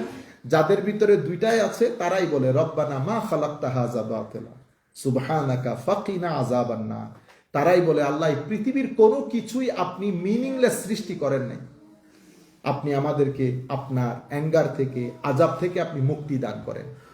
এটাই হচ্ছে আমাদের মুসলমানদের, মানবতার, মানুষের শিক্ষার পেছনের মূল এইম এন্ড অবজেক্টিভ হচ্ছে এই জায়গাটা, যেটা আমাদের শিক্ষার মধ্যে এবং ওয়েস্টার্ন কান্ট্রিতে 17-18 সেঞ্চুরির পরে শিক্ষা ব্যবস্থাটাকে ইয়াসকুরুন থেকে আলাদা করে ফেলেছে। ইয়াসকুরুন আল্লাহ, মানে ওখানে remembrance of Allah is not there. আপনি শুধু এখন ইয়াতাফাক্কারুন এবং ইয়াসকুরুন দুইটাকে আলাদা করে ফেলেছেন। ইয়াসকুরুনটাকে আমাদের এখানে মাদ্রাসায় দিয়ে দিয়েছি, ইয়াসকুরুন। ওরা মাদ্রাসার মধ্যে শুধু ইয়াসকুরুন পড়ে। তো ইয়াসকুরুনটা যখন বের হয়, তাদের সামনে তিনটা ফিল্ড থাকে, হয় বিয়ে পড়াইতেছে, নতুবা জানাজা পড়াইতেছে, অথবা মানুষ মারা গেলে আপনি গোসল দেওয়ানোর জন্য, দোয়া করানোর জন্য ডাকছেন। বুঝতে পেরেছেন? ইয়াসকুরুনের সাথে ইয়াতাফাক্কারুনের কোনো সম্পর্ক নাই। ইয়াসকুরুন, they don't know even how man of people of ইয়াতাফাক্কারুন even think, they don't know. ইয়াতাফাক্কারুনের মধ্যে আপনি ইয়াসকুরুনের কোনো জিনিসই দেন না। দ্যাটস ওয়াই ইয়াতাফাক্কারুন বিকাম এ পিএইচডি হোল্ডার। বুঝতে পেরেছেন? এর পরবর্তীতে উনি পিএইচডি হোল্ডার, কিন্তু সূরা ফাতিহা পড়তে পারেন। তাহলে একটা দূরত্ব তৈরি হয়ে গেছে ইয়াসকুরুন আর ইয়াতাফাক্কারুনের মধ্যে। অথচ আমার আল্লাহ আয়াতের মধ্যে কিন্তু মাঝখানে ফুল স্টপ দেয় নাই, ইভেন কোনো কোলন ব্যবহার করে নাই, no colon, no semicolon, direct আয়াত, ইয়াসকুরুন আল্লাহ ওয়া ইয়াতাফাক্কারুনা ফি খালকিস সামাওয়াতি ওয়াল আরদ। তাইলে এখান থেকে আমরা শিক্ষা ব্যবস্থা যদি করি, তাহলে ইয়াতাফাক্কারুন ইয়াসকুরুনের সমন্বয় করতে হবে, দুইটা একসাথে থাকতে হবে, যেটা আমার নবী সাল্লাল্লাহু আলাইহি ওয়াসাল্লাম করেছেন। আমার নবীর এত সাহাবী, আমরা এখন সবাই হয়ে গেছি না আলেম, বাল্লিগু আন্নি ওয়ালাউ আয়া, প্রত্যেকে আয়াতের প্রচার করতেছে। বুঝছেন? তা আমার নবীর 1 লাখ সাহাবী, আমার নবী যখন বিদায় হজ্জের ভাষণ দিচ্ছেন, অসংখ্য সাহাবী না, এত অসংখ্য সাহাবায়ে কেরামের মধ্যে ফতোয়া কয়জনে দিতেন? মাত্র 113 জন। মাত্র 113 জন সাহাবী ফতোয়া দিতেন। তন্মধ্যে 113 জন সাহাবীর মধ্যে বেশি ফতোয়া দানকারী সাহাবীর সংখ্যা মাত্র 7 জন। বেশি ফতোয়া, কাসীরুল ফাতাওয়া বলে। এরপরে আওসাত, মানে মধ্যম ফতোয়া দিয়েছেন মাত্র বোধহয় 13 জন। বাকি সবাই সামান্য সামান্য ফতোয়া দিয়েছেন। আর সাহাবায়ে কেরামের সংখ্যা মোর দেন 1 লাখ, মানে 100,000 সাহাবী। তাহলে আমার নবী কি সবাইকে কি কোরআনের এক্সপার্ট করে দিয়েছেন? আমার নবীর শিক্ষকের সংখ্যা কয়জন ছিল, যাদেরকে আমার নবী শিক্ষক হিসেবে প্রেরণ করতেন? আপনি নিজেকে নিজে জিজ্ঞেস করেন, আল্লাহ রাব্বুল আলামিন আপনার ভিতরে কোন ক্যাপাসিটি, এবিলিটি, ক্যাপাবিলিটি দান করেছে, আপনি সেটাকে কাজে লাগান মানুষের খেদমতের জন্য। সেটার মাধ্যমে আপনি আল্লাহকে সন্তুষ্ট করেন। এক ব্যক্তির ব্যবসা আসে, তাকে ব্যবসা করতে দেন। আরেক ব্যক্তির পড়া নিয়ে আসে, তাকে পড়াইতে দেন। আমরা কি করেছি? সবাইকে এক জায়গার মধ্যে জমা করে দিয়েছি। আর আমরাও মনে করি যে কিছুদিন আগে আমরা ফ্লোরিডাতে আমাদের পাকিস্তানি ভাইদের উলামা ইকরামের একটা মজলিস ছিল, তো আমরা গেছি সেখানে। তো ওখানে আমি একটা কথা শুনতে পাচ্ছি যে একজনে বলতেছেন যে আমি এত সিনিয়র, আমি এত জায়গায় পড়াই। হ্যাঁ, উনি অনেক বড় আলেম, অনেক বড়। তো আমি ওনাকে বলতেছি, বড় আলেম হওয়া মানে বড় লিডার হওয়া না। আপনি ডাকেন দেখি কয়জন আসে, আপনি যারে বলতেছেন হি ইজ নাথিং। আল্লাহ ওর ডাকে আমরা সবাই বিভিন্ন স্টেট থেকে এসে জমা হয়েছি।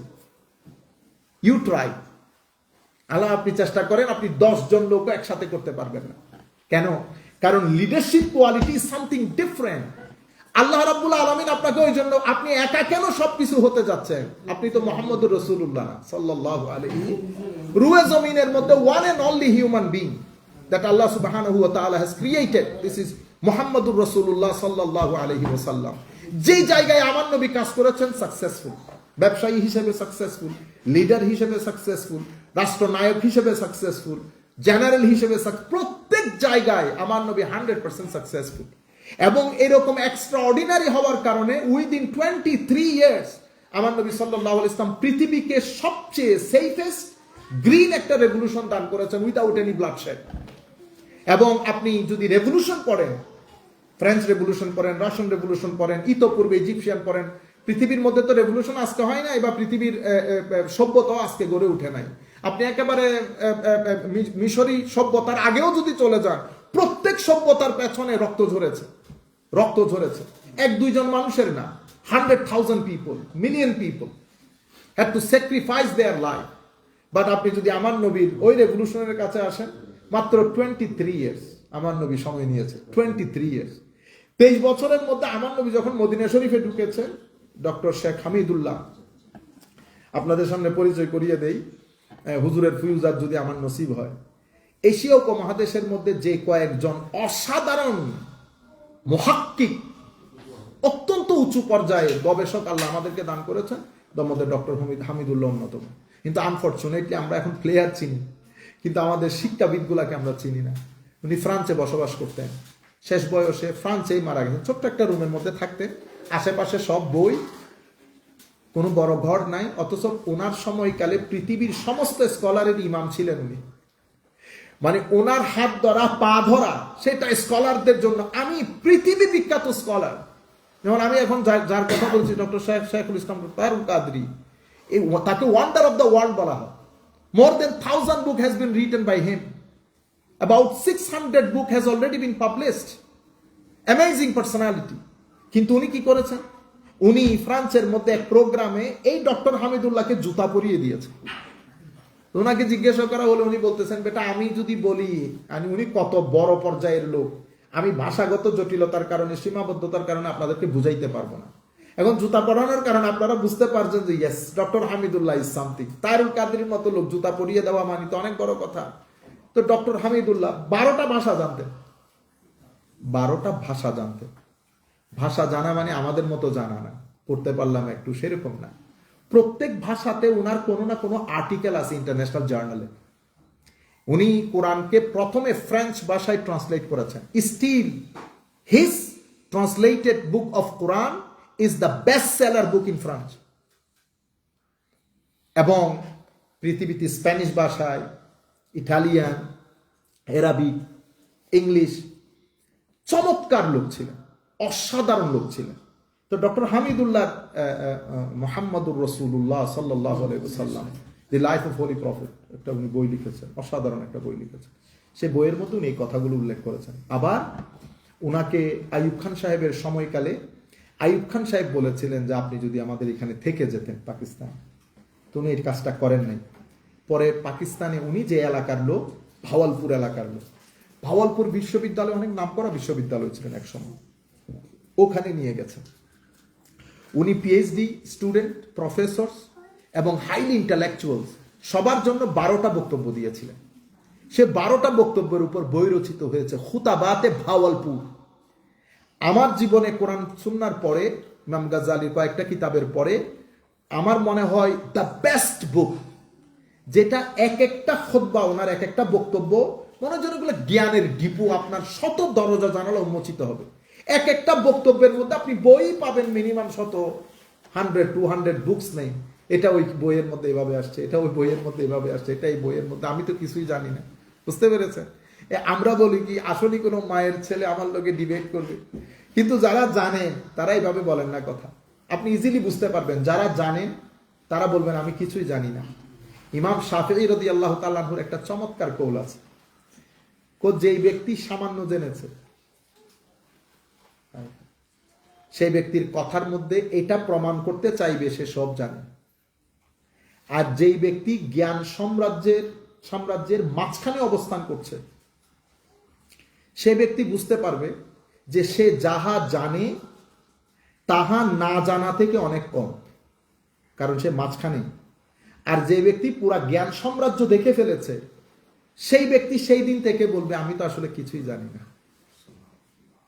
তাহলে আপনি যখন দেখবেন তো মনে করবেন যে না, হে জানে না।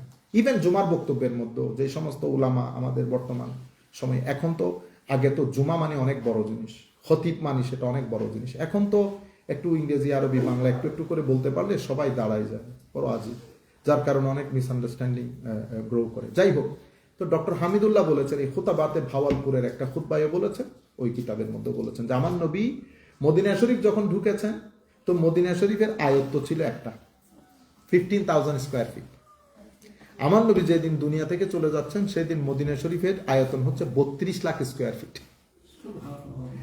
তো 15,000 square feet of Madina became 32 lakh, yani 32 million square ফিটের মদিনা শরীফ হয়েছে।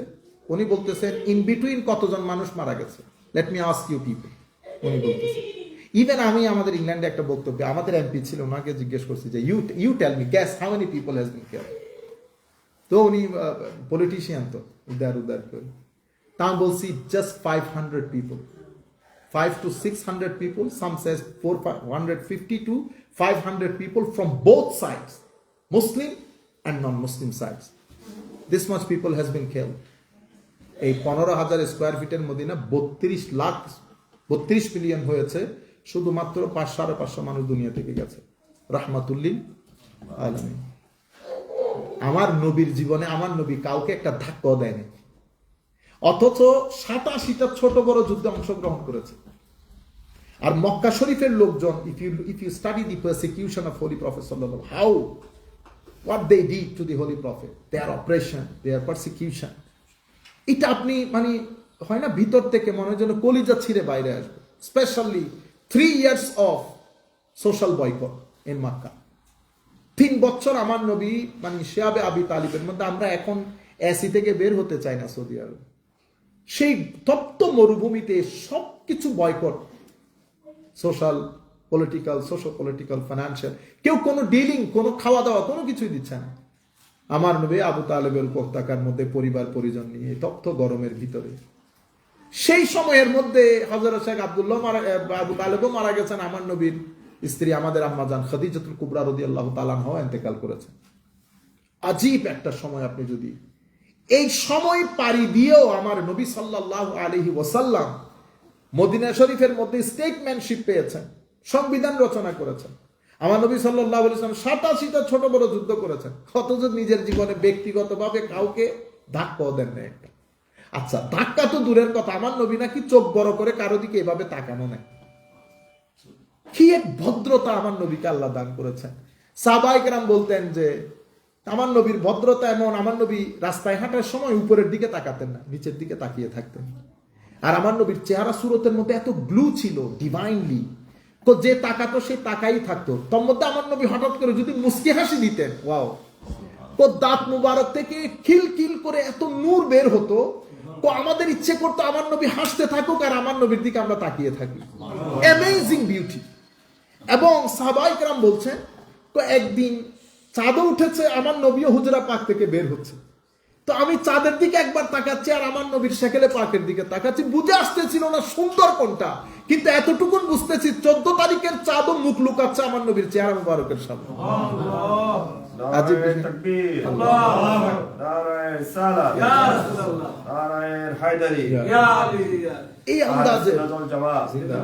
এই আন্দাজে আমার নবীকে আল্লাহ রাব্বুল আলামিন ভদ্র, নম্র, সহনশীল বানিয়েছেন। এবং আমার নবী এই জিনিসের উপর অসম্ভব গুরুত্ব দিতেন, ভদ্রতা। সাহাবায়ে কেরামকে এটাই শিখিয়েছেন, ভদ্রতা, নম্রতা, সহনশীলতা, উদারতা, মানুষকে সহযোগিতা করার টেন্ডেন্সি, মন মানসিকতা। ফারুকে আজমের মতো লোক, যিনি কথায় রেগে গিয়ে পুরা মানুষ ভয়ে কথা বলতো না, সেই ফারুকে আজম মোমের মতো হয়ে গেছে আমার নবীর সংস্পর্শে এসে। সেই তারিখ থেকে কোনো মায়ের ছেলে বলতে পারবে না ফারুকে আজম কাউকে ধাক্কা দিয়েছে অন্যায়ভাবে। অথচ একদিন আগেও ফারুক আমার নবীর হাত ধরে বলতেছে ধর্ম সত্য, সত্য, তাইলে নামাজ বাইরে, মক্কা শরীফের বাইরে হবে, দেখি কোন মায়ের ছেলে এসে আমারে বাধা দেয়।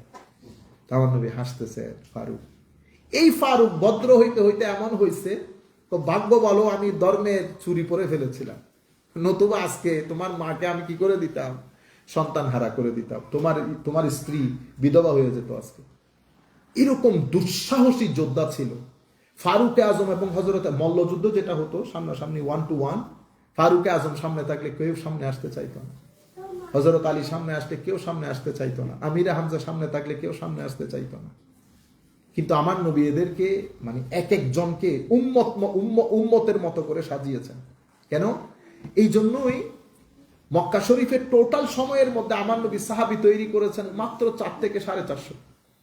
এই 13 years of struggle। কিন্তু আমার নবী আউটওয়ার্ডলি ইট লুকস লাইক 450, কিন্তু আমার নবীর ভাষ্য মতে আবু বকর সিদ্দিককে আপনি একজন গণলে হবে না। কেন? আবু বকর সিদ্দিক মানে পুরা বাংলাদেশ, এক উম্মা। আমার নবীর মুফতিদেরকে বলেছে এরা একজন না, এরা এক উম্মা, একজন উম্মা। এই জন্য আবু বকর সিদ্দিক উঠেছেন 32 লাখ স্কোয়ার ফিট যাইতে যাইতে কোথায় গেছে? 52 লাখ স্কোয়ার ফিট। আরেক ফারুক উঠেছে, এক্সপান্ড হইতে হইতে ফারুকে আজমের জমানা ইসলাম ফ্রান্সে ঢুকে গেছে। ফ্রান্সে আমার নবীর সময়কালে ইসলাম সিন্ধু প্রদেশে চলে আসছে। আমার নবীর জীবনের একেবারে শেষ সময়ে, যেটা আল্লামা ইকবাল ওনার কবিতার মধ্যে ইশারা দিয়েছেন, मीरे अरब को आई है ठंडी हवा जहां से मेरा मुल्क वहां है, मेरा मुल्क वहां है। আমার নবীর জীবনের end of life of the holy prophet সাল্লাল্লাহু আলাইহি ওয়াসাল্লাম, two delegations went to the holy prophet. One is from Sindh, other one is from China. Or some said other one is from France. একটু মত পার্থক্য আছে, but একটা delegation. আমার নবী জিজ্ঞেস করতেছিলেন সিন্ধ থেকে আসা ডেলিগেশনরা কই? ওনারা গিয়ে আমার নবীর সামনে, তো ওইদিকে আল্লামা ইকবাল কবিতার মধ্যে ইশারা দিচ্ছে, মীরে আরব কো আই হ্যাঁ ঠান্ডি হাওয়া জাহাজ। আমার নবীর দরবারে যে জায়গা থেকে শীতল বাতাস প্রবাহিত হয়েছিল, হুজুর আমি সেই এলাকার লোক, ইকবাল আমি সেই এলাকার লোক। যাই হোক, আমরা দরসুল কোরআন থেকে অনেক দূরে সরে গেছি। আচ্ছা, তাহলে দুইটা আয়াত আমরা যে জায়গাতে ছিলাম, যে একটা আয়াতে মাস্তুর আর একটা আয়াতে মঞ্জুর। মাস্তুরটা লিখিত, মঞ্জুরটা আমার চোখের সামনে। এগুলা সব প্রমাণ করে যে আল্লাহ রাব্বুল আলামিনের অস্তিত্ব আছে। আমরা যেটা বোঝাইতে চেয়েছিলাম যে যে কোনো জিনিস জানার দুইটা ওয়ে। এক ওয়ে হচ্ছে থ্রু অবজারভেশন, ডাইরেক্ট অবজারভেশন। যেমন আপেলটা পড়ছে, ডাইরেক্ট অবজারভেশন, আমি বুঝতে পেরেছি। কিন্তু আপেলটা কেন পড়তেছে সেটা ডাইরেক্ট অবজারভেশন দিয়ে হয় না, সেটার জন্য একাডেমিক ডিসকাশন লাগে, যেটাকে আমরা বলি দলিল দেওয়া, প্রমাণ দেওয়া, প্রমাণিত করা, প্রুফ দেওয়া, সায়েন্টিফিক প্রুফ দেওয়া, রেশনাল প্রুফ দেওয়া। তাইলে আমরা দুইভাবে জানতে পারি, through direct observation, through proof and evidences. অনুরূপভাবে আমাদের যে ঈমান বিল গায়ব, তাহলে আল্লাহ, তাহলে আল্লাহকে কি আমরা দেখতে পারবো না? দেখতে পারবো না। এটা 5 ফ্যাকাল্টি অফ সেন্সেস দিয়ে আমি পারসিভ করতে পারবো না। এটা আমি দলিল দিয়ে বুঝাইতে হবে, প্রমাণ দিয়ে বুঝাইতে হবে, ঠিক যেভাবে আমরা সায়েন্সের মধ্যে করি। আল্লাহ কি দেখা যাবে? দেখা যাবে না। চুইংগামের মধ্যে আপনি চুইংগামটা যে সারাদিন চাবাইলেন, কেন করলেন? বাইট করতেছেন, চুইংগাম নজরে আসে, কিন্তু আপনি বলতেছেন ওখানে ফ্লোরাইড আছে, ফ্লোরাইড নজরে আসে না। ওইটা প্রমাণ দিয়ে বুঝাইতে হয়। আপনি বলতেছেন আপেল, আমি আপেল দেখতেছি থ্রু ডাইরেক্ট অবজারভেশন, কিন্তু আপেলের মধ্যে ক্যালোরি আছে, প্রোটিন আছে, ভিটামিন আছে, কোনো কিছুই, কিন্তু এগুলো সব ঈমান বিল গায়ব। কেউ দেখে নাই প্রোটিন দেখতে কেমন, ভিটামিন দেখতে কেমন, এগুলো ঈমান বিল গায়ব। এটা আপনি প্রমাণ দিয়ে বুঝাইতে হবে।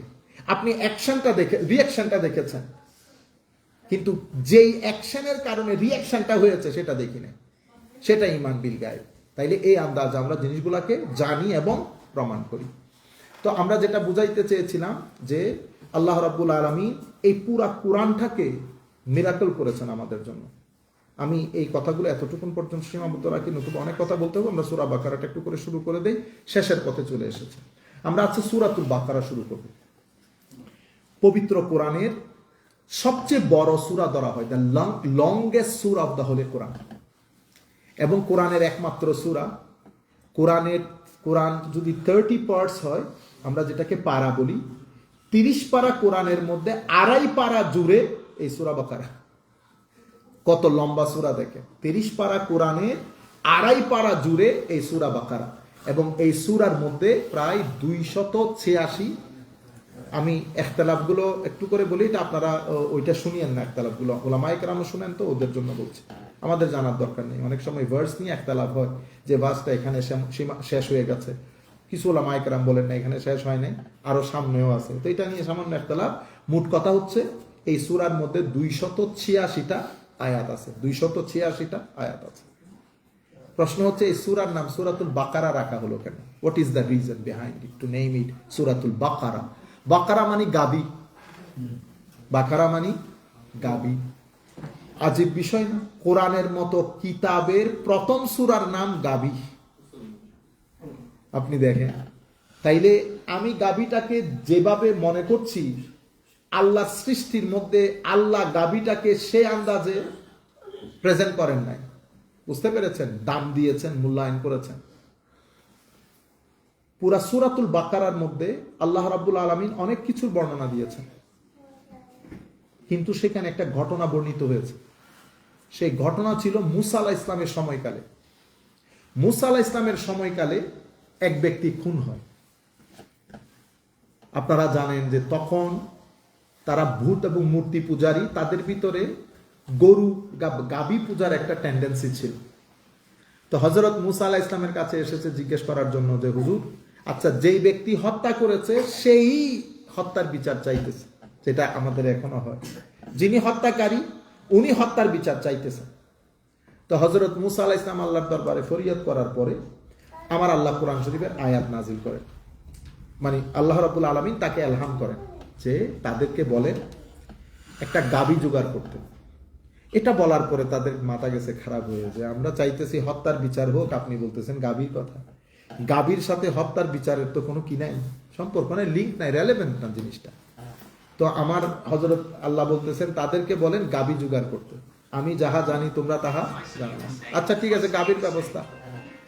এখন আমাদের এখানে যেটা সমস্যা হয়, এখনো হয়, সেটা গাবিটা কিরকম হইতে হবে, ছোট না বড় না মাঝারি, কালার কিরকম, প্রশ্নের উপরে প্রশ্ন। সেই জন্য আমাদের জন্য শিক্ষা হচ্ছে প্রশ্ন অত্যন্ত গুরুত্বপূর্ণ, কিন্তু মাথায় রাখবেন আপনি কি প্রশ্ন করছেন, প্রশ্নটা কিভাবে করছেন, how you are placing your question and which question you are asking. আমাদের এখনকার সময়ে এটা খুবই গুরুত্বপূর্ণ হয়ে গেছে। আমরা যারা ফর এক্সাম্পল আমার কথায় যদি বলি, তো আমি ধরেন প্রায় আমার জীবনের অলমোস্ট 35 বছর হয়ে গেছে এই পড়ানির মধ্যে, ঠিক আছে। এরপর আমি পড়ানো শুরু করছি অলমোস্ট 2004 থেকে যদি বলি, তো 2000 প্রায় 21-22 বছর হয়ে গেছে। তাহলে আমাদেরও তো একটা বয়স হয়ে যাচ্ছে। আমি আপনাদেরকে বুঝাইতে চাচ্ছি আমি ছাত্র খারাপ, এটার কারণে হয়তো আমি খুব ফ্লারিশ করতে পারি না, কিন্তু এই বইপত্রগুলা নিয়ে আমি ডিল করতেছি প্রায় 35 থেকে 37 বছর, ঠিক তো।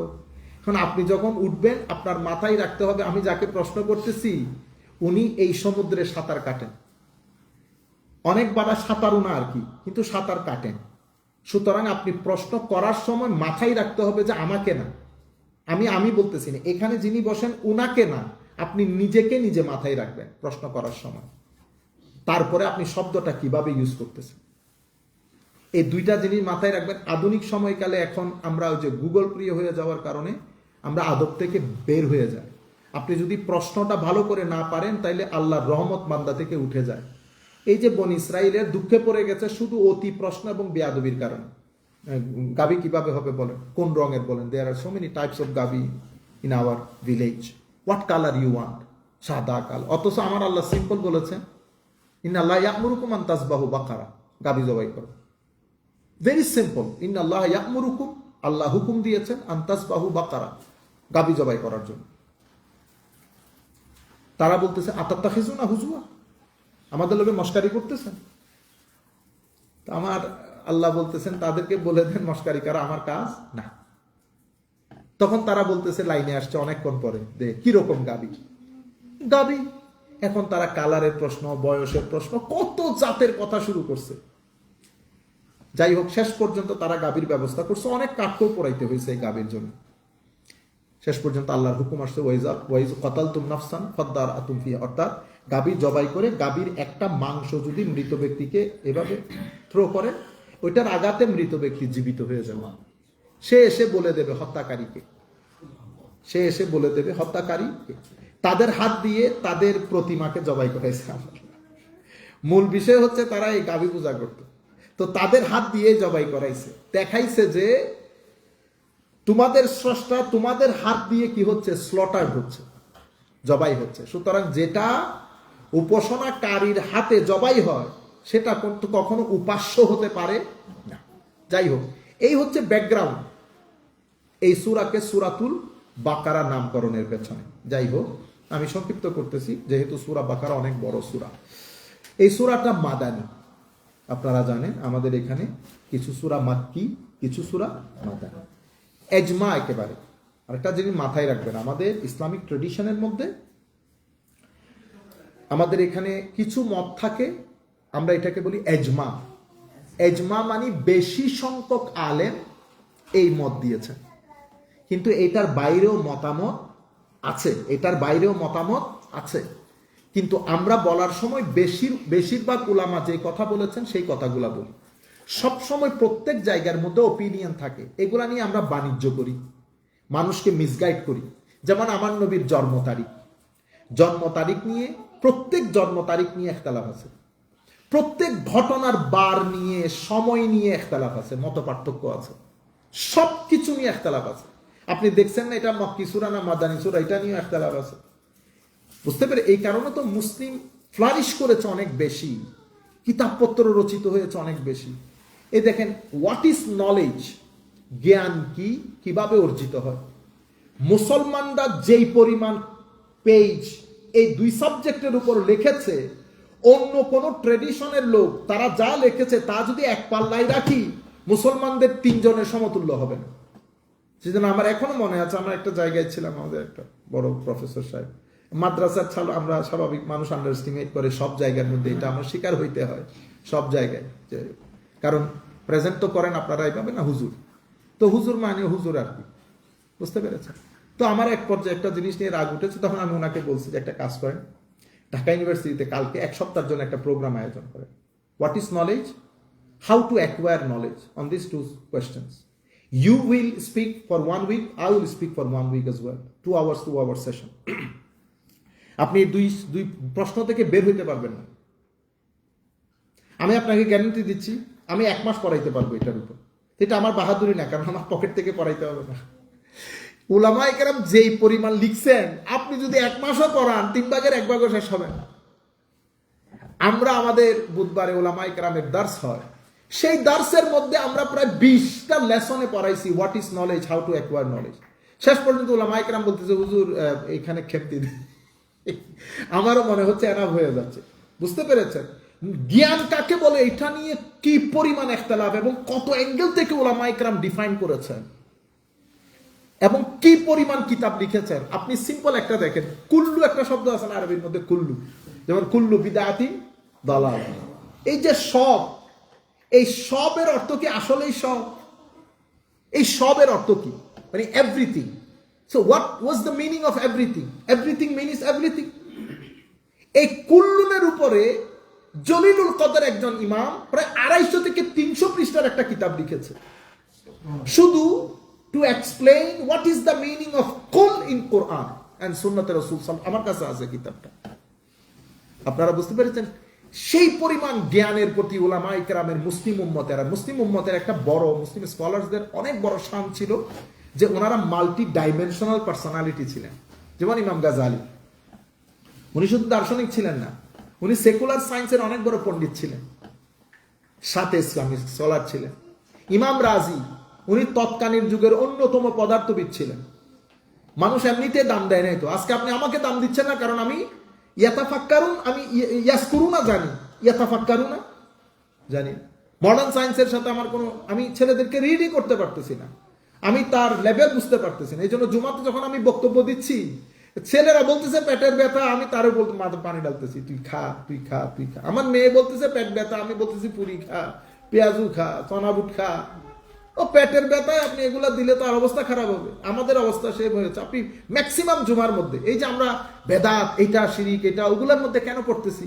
কারণ ছেলেদেরকে কথা বলার মতো কথা আমার পকেটে নাই, সেজন্য কন্ট্রোভার্সিয়াল কথাগুলা বলি, আমার মতো করে আমি এক্সপ্লেইন করি।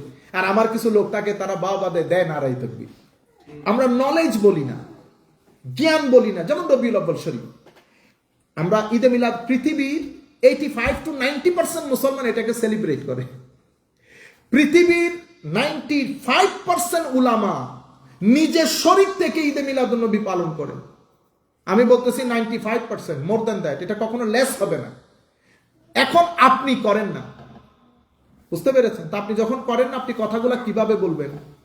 আমি শুনতেছি তো জিনিসগুলো, আপনারা বলেন না, পরে মানে সন্ত্রাস টাইপের কথাবার্তা, যে নাই বেটা খাবি যাবে। আপনি বলবেন যে ভাই, আমি হলে আপনার জায়গায় এইভাবে বলতাম। আমি আশা করবো আমরাও এইভাবে বলবো যে ঈদে মিলাদুন নবী ইসলাম হিয়াজ পৃথিবী পালন করে, উম্মতে মুসলিমার অনেক উলামা পালন করে, আমরা করি না। কি কারণে করি না? আমরা এই জিনিসের উপর ভিত্তি করে আমরা করি না। কিন্তু পৃথিবীতে কর্নেওয়ালার সংখ্যা অনেক বেশি। আপনার ইচ্ছা করতেও পারেন, নাও করতে পারেন। এটা হলে আমাদের 75-80% প্রবলেম সলভ হয়ে যায়। কিন্তু আমরা সলভ করতে চাই না। কেন? কারণ আমাদের মধ্যে কিছু লোক আছে, এরা সলভ চায় না। এরা চায় যে তরুণ প্রজন্মগুলাকে আমরা কোন পথে ধাবিত করতেছি। আপনি তার দিন শিখানোর আগে প্যান্টটাকে তার হাঁটুর উপরে তুলছেন। ও ধর্ম কি আপনাকে প্যান্ট পরানো শিখাইতে আসছে যে প্যান্ট গোড়ালির নিচে, গোড়ালির ধর্মের সাথে এটা সম্পর্ক কি? ইভেন এটা নিয়ে ওলামায়ে কেরাম বলছেন যে যদি অহংকারের কারণে না হয়, দেয়ার ইজ নো প্রবলেম। নতুবা ধর্মের সমস্যা আছে কোন? ধর্মের সাবজেক্ট ম্যাটার কি? ধর্মের সাবজেক্ট ম্যাটার আল্লাহ, রসুল, কোরআন। আপনারা বুঝতে পেরেছেন? এভাবে আরো অনেক সাবজেক্ট। তো এখন আমাদের মনে হয় বেদাত বাদে প্রত্যেক মসজিদের মধ্যে কুল্লু বিদআতিন দালালা, কুল্লু বিদআতিন দালালা, এটা ছাড়া আর কোনো কিছু না। অথচ আমাদের উম্মতে মুসলিমা তরুণ প্রজন্মকে এখন 2 প্রবলেম থেকে 3 প্রবলেম থেকে বাঁচাইতে হচ্ছে। Everybody should know. একটা হচ্ছে আমাদের তরুণ প্রজন্মকে বাঁচাবেন সেকুলার অথবা এইথিস্টিক ওয়ার্ল্ড ভিউ থেকে। কারণ তারা স্কুল, যেমন আজকে চতুর্দিকে হ্যালোইন পালন হচ্ছে, হ্যালোইন বুঝছেন না, হ্যাপি হ্যালোইন। এটা আমি আজীব হ্যাপি বুধ দিবস, এটা একটা কথা হইতে পারে। সবাই বুধ সাজতেছে, ইন্না লিল্লাহি ওয়া ইন্না ইলাইহি। এটা আমাদের সভ্যতার বড় গিফট আর কি আমাদের জন্য। যাই হোক, তা আমি আপনাদেরকে বলতে চাচ্ছি যে মডার্ন এডুকেশনের কারণে তারা এইথিস্টিক ওয়ার্ল্ড ভিউর দিকে ঝুঁকে যাচ্ছে। তো আমি তাকে ওখান থেকে বাঁচাইতে হচ্ছে, এইথিস্টিক ওয়ার্ল্ড ভিউ থেকে। এইথিস্টিক ওয়ার্ল্ড ভিউ মানে he has no meaning of life. No meaning of life নি, কারণ আপনার জীবনের কোনো আখিরাত না থাকলে তো কোনো অবজেক্টিভ নাই। Do whatever you want to do, you don't need to marry even. সেই কারণে আপনি বিবাহ অনেক কমে যাচ্ছে। লাস্ট 10 ইয়ার্স এর মধ্যে আমাদের প্রোডাকশন রেট, বিবাহের রেট অনেক কম। এবং মডার্ন, আপনি যখন অতিরিক্ত মেটেরিয়াল হয়ে যাবেন, আপনার বিয়ে প্রথা বন্ধ হয়ে যাবে। আমাদের ছেলেমেয়েরা বিয়ে করতে চাচ্ছে না। আপনি মাঝখানে পানি ঢেলে লাভ নাই। আপনি শুরু থেকে চিন্তা, আমি এই দিন ওলামায়ে কেরামের মজলিসে 2-4 জন আমার কথাটা তুলছে, হুজুর বিয়ে। তা আমি তাদের কথাগুলো শুনতেছি, আমার হাসি পাইছে। এত কম প্রিপারেশন। আপনি পুরো ওয়ার্ল্ড ভিউটা বুঝতে হবে, ঘটনা কোন জায়গায় ঘটতেছে। যাই হোক, একটা এইথিস্টিক ওয়ার্ল্ড ভিউ এখান থেকে বাঁচাইতে হচ্ছে। দ্বিতীয় বিষয় হচ্ছে যারা নামাজ পড়তে যাচ্ছে, যারা নামাজি হচ্ছে, তারা দিন শিখার আগে এক্সট্রিমিস্ট হয়ে যাচ্ছে। তাদেরকে আমরা শিখাই দিছি এরা বেদাতি, এরা মুশরিক। বুঝতে পেরেছেন? তারা মসজিদের মধ্যে এসে আমাকে নিতে পারতেছে না। অ্যাকোমোডেটিং হওয়ার কথা ছিল, অ্যাকোমোডেট করতে পারতেছে না। ইন্টিগ্রেটিং হওয়ার কথা ছিল, ইন্টিগ্রেট হতে পারতেছে না। মহব্বত ডিস্ট্রিবিউটের কথা ছিল, বাট মানে ইনস্টিটিউট অফ মহব্বত ইজ ডিস্ট্রিবিউটিং হেট্রেড। বরবাদ করে দিয়েছি। তাইলে এরা আরেক জায়গায় এক্সট্রিমিস্ট হয়ে যাচ্ছে। এরা সোসাইটির জন্য অনেক ডিস্ট্রাকটিভ। আচ্ছা, থার্ড যে চ্যালেঞ্জ আমাদের তরুণ প্রজন্ম তারা ফেস করতেছে, এটা হচ্ছে কালচারাল চ্যালেঞ্জ। এত বেশি নিউডিটি এবং ভালগারিটি সোসাইটির মধ্যে, এত অশ্লীলতা। আপনি, আমার ছেলে যখন ইয়ার 4-এ উঠতেছে, আপনি আমাদের বাচ্চারা যখন পড়তো, তারা এমন এমন প্রশ্ন করতো, তাইলে এই জিনিসগুলো তারা স্কুলে শিখতেছে। যেমন একটা ছেলে, আমি পড়াচ্ছি, সে একটা গালি দিয়ে দিয়েছে। আমি জানি সে he doesn't know even what's the meaning of it. আপনারা জানেন এখানে সবাই দেয় এই গালিগুলো, আঙ্গুল তুলে একটা গালি। সে আমাকে জিজ্ঞেস করতেছে, হুজুর এই যে আঙ্গুল তুলে, এটার অর্থ কি? এবং আমি একটা বলার পরে সে গালিটা দিছে। তো এখন অন্যজন হইলে হয়তো মারামারি লাগাই দিত। তা আমি বলছি, বেটা এটা আপনি where did you learn it from? He said, why উস্তাদ? আই সেড, তোর বাপ যদি এটা জানতে পারে, বাপরে তোরে ভাঙ্গা ফেলবে মায়েরা। আরো আসছে বাংলাদেশ থেকে, আনলাম লোক। পরে আমি জানছি, আমি তাদের জিজ্ঞেস করছি স্কুলে কি কি করে। এটা একটা জিনিসটা মিস করছে, যেটা আমার মেয়ে আমাকে বলছে। সেটা কি? মুভি দেখে। তা মুভির মধ্যে এই ঘটনাগুলো ঘটে, মুভির মধ্যে তো এই শব্দগুলো ইউজ করে। বুঝতে পেরেছেন? তখন আমি তারে বলছি, এখন তাকে আপনি কিভাবে বুঝাবেন? সে আমাকে জিজ্ঞেস করতেছে, হোয়াই উস্তাদ, হোয়াটস দ্য প্রবলেম? এখন আপনি তাকে কিভাবে বুঝাবেন এই শব্দটা তুমি ইউজ করতে পারবা না? এইগুলো হচ্ছে কালচারাল প্রবলেমের মধ্যে পড়ে যাচ্ছে সে। আমার একটা ছেলে এখানে, আমার ছেলে বলতে আমার স্টুডেন্ট, ইয়ার 7-এ পড়ে। সে যে প্রবলেমের কথা বলছে, ইংল্যান্ডেও আমি সেম প্রবলেম ফেস করছি। এখন এই প্রবলেম থেকে আমি তাকে সেফ কিভাবে করব ভাই? এই জন্য তো আমরা সবাই মিলে, আপনি তাকে মারতে পারবেন, কাটতে পারবেন, আমি হলে তো আমিও একই কাজ করতাম। আপনারা বুঝতে পেরেছেন? এখন তাদেরকে বাঁচা, এখন আমি চাচ্ছি এগুলো অ্যাভয়েড করতে। আমি কাজ নিয়ে ব্যস্ত, আমি দফা করো না। I have to save him, I have to protect him. এই জন্য আপনি বেদাত বাদ দেন। আপনি মসজিদের মধ্যে মসজিদের দরজা জানালাগুলা খোলেন, ইউথদেরকে আসতে দেন, তাদের মনের কথাগুলো আপনি শোনেন, শোনার পরে আপনি স্পিরিচুয়ালি তাদেরকে হিল দেওয়ার চেষ্টা করেন। আপনি জিকির মাহফিল বন্ধ করে দিয়েছেন, আপনি মুহররম শরীফ ইমাম হুসাইনের আলোচনা বন্ধ করে দিয়েছেন, আপনি রবিউল আউয়াল শরীফের পুরা মাস বন্ধ করে দিয়েছেন, শবে বরাত বন্ধ করে দিয়েছেন, মেরাজ বন্ধ করে দিয়েছেন। আপনি ছেলেগুলোকে প্রটেক্ট করবেন কিভাবে? কারণ আপনি বলবেন না হুজুর আমি এমনি মাহফিল করব, বা ঈদের দিনের ঈদ, এটা প্রত্যেক দিন ঈদ মনে হয় না। ঈদের দিন আপনি আফ্রিকার জঙ্গলে থাকেন, দেখবেন ভিতরে ঈদের দিন কেমন যেন একটা লেগে উঠে না কেন? কারণ ওই দিনের একটা তাসির আছে। আপনি সারাদিন মেসিতে ঘুরছেন, আপনার ভিতরে আল্লাহ বিষয়গুলো আসে না। যে মসজিদে ঢুকছেন ডিফারেন্ট নামাজ, আপনি ঘরে নামাজ পড়ছেন এক ধরনের, মসজিদে পড়েন নামাজ আরেক ধরনের। কেন? কারণ জায়গার, সময়ের, বারের একটা তাসির আছে। মানডের নামাজ আর সানডের নামাজ এক ধরনের হয় না। মানডে ফজিলতপূর্ণ, থার্সডেতে আপনি জিকির করলে যে মজা পাবেন ওয়েডনেসডেতে সেই মজা পাবেন না। কারণ আমার আল্লাহ এই বারগুলাকে সম্মানিত করেছেন, এই বারগুলাকে সম্মানিত করেছেন। আমার স্টুডেন্ট সে বিয়ে করেছে হিন্দুকে, বুঝতে পেরেছেন? আজীব বিষয় না, মুসলমান হয়েছে, কিন্তু আপনি আমাদের সমাজ ব্যবস্থা কখনো গ্রহণ করবে? গ্রহণ করবে না। আরো পাকিস্তানি, আল্লাহ তোরে যে তোর ভাবে রাখছে আল্লাহর দুনিয়াতে, এটাই বড় কথা। তো সে আমাকে কিছুদিন পরে এসে বলতেছে হুজুর ও মুসলমান হয়েছে কিন্তু ও কোনো দিন প্র্যাকটিস করে না, এই জন্য ও ডিপ্রেশনে চলে যাচ্ছে। আল্লাহ বেটা এক কাজ কর, सोच समझा के बेटा उसे मक्का शरीफ लेके जा, मदीना शरीफ लेके जा। कहते हुजूर वहां लेके जाके क्या करना, वो उसको तो आता ही कुछ नहीं, ना सूरा जानता ना। मैंने कहा कोई दुआ दुरूद सूरे की जरूरत नहीं, उसे ले जा बस। নিয়ে গেছে, আসছে, আসার পরে কিছুদিন পরে ওই মেয়ে আমাকে বলতেছে হুজুর এত পরিবর্তন আসলো, কিন্তু এটা হলো কি করে? আমি বললাম বেটা কিছু লাইট আছে না, লাইট, এটা ছোট লাইট, এটা বড় লাইট। এই পরশু কস্কো থেকে আমার বাবার জন্য একটা টর্চ লাইট খরিদ করছি। এই টর্চ লাইটটা আমি এমনিতে প্রেস করে, এটা কোনো কারণে আমার চোখের মধ্যে পড়ছে লাইটটা, একটু 15 মিনিট তো আমার চোখে অন্ধকার হয়ে গেছে পুরা দুনিয়া। আমি যখন একটু দিছি, এটা মনে হয় যেন 300 মিটার দূরে সব দিন। তাহলে সব লাইট তো এক ধরনের না, কিছু মার্কারি লাইট। মক্কা শরীফ কাবাতুল্লাহ হচ্ছে, এটা কি বলবো এটাকে, এটা হচ্ছে মাল্টিপল লাইটস এর সমাহার। এখানে আপনি একটু দাঁড়ালে যেই পরিমাণ এনার্জেটিক হবেন, আপনি বাইরে 10 বছর পরে থাকলেও সেই পরিমাণ এনার্জি পাবেন না। এরপরে আপনি আমার নবীর দরবারে গেলেন, হায় হায় হায়, আমার নবী তো এনার্জি সেন্টার, তাতে যা কুমিনাল্লাহে নূর, নূর মানে আমার নবী হচ্ছে লাইট হাউস। আপনি ওখানে গিয়ে যদি দাঁড়াই থাকেন 10-12 মিনিট, তো যেই পরিমাণ লাইটের আসর আপনার ভিতরে হবে, আপনি 20 বছর কোথাও পরে থাকলে ওই লাইট পাবেন না, কোনো কিছু করতে হচ্ছে না। ছেলেটার সাথে আমার জুমাতে দেখা হয়েছে, তো আমি বলছি বেটা কে হাল কে কিছু, তো ও শুধু কান্দে, সুবহানাল্লাহ, হায় হায়। ওর কান্দানি দেখে চিন্তা করতেছি মানুষ আমাদেরকে কত বড় মনে করে। কিন্তু এখন ওর সামনে যদি আমি আল্লাহর কোর্টে দাঁড়াই, আমার মতো মনে হয় আল্লাহ আমার কথা শুনবেই না, খালি ইতে বলবে তুই বল তুই বল বান্দা তুই বল, তোর কথা মজা বেশি। সে আমাকে বলতেছে হুজুর কাবা দেখছি অনেক দিন, कहते मैंने फर्स्ट टाइम जब देखा ना, पता नहीं मेरे अंदर ना तूफान पैदा बर्पा हो गया, मैं देखते रह गया, मेरी इतनी आंसू बातें गया, मुझे समझ नहीं आ रहा था कि हो क्या रहा। फिर कहते मदीना शरीफ की बात मैं आपसे क्या करूं हुजूर, वो तो पता नहीं अलग दुनिया, इतनी मोहब्बत मेरी जिंदगी में किसी ने नहीं किया, ना मेरे माँ ने ना मेरे बाप ने, कि हुजूर अलैहिस्सलाम ने जितनी मोहब्बत मुझे दिया, वो 7-8 दिन मैं जिंदगी में नहीं भूल पाऊंगा। আপনি দেখতেছেন এক্সপেরিয়েন্স, আর আপনি বলতেছেন এখন আমাদের কাজ কি, ও হজে গেলে কাবা মদিনা শরীফ যায়, মদিনা শরীফ যাও। আপনি যুবকদেরকে রেডি করতেছেন কিভাবে দেখেন।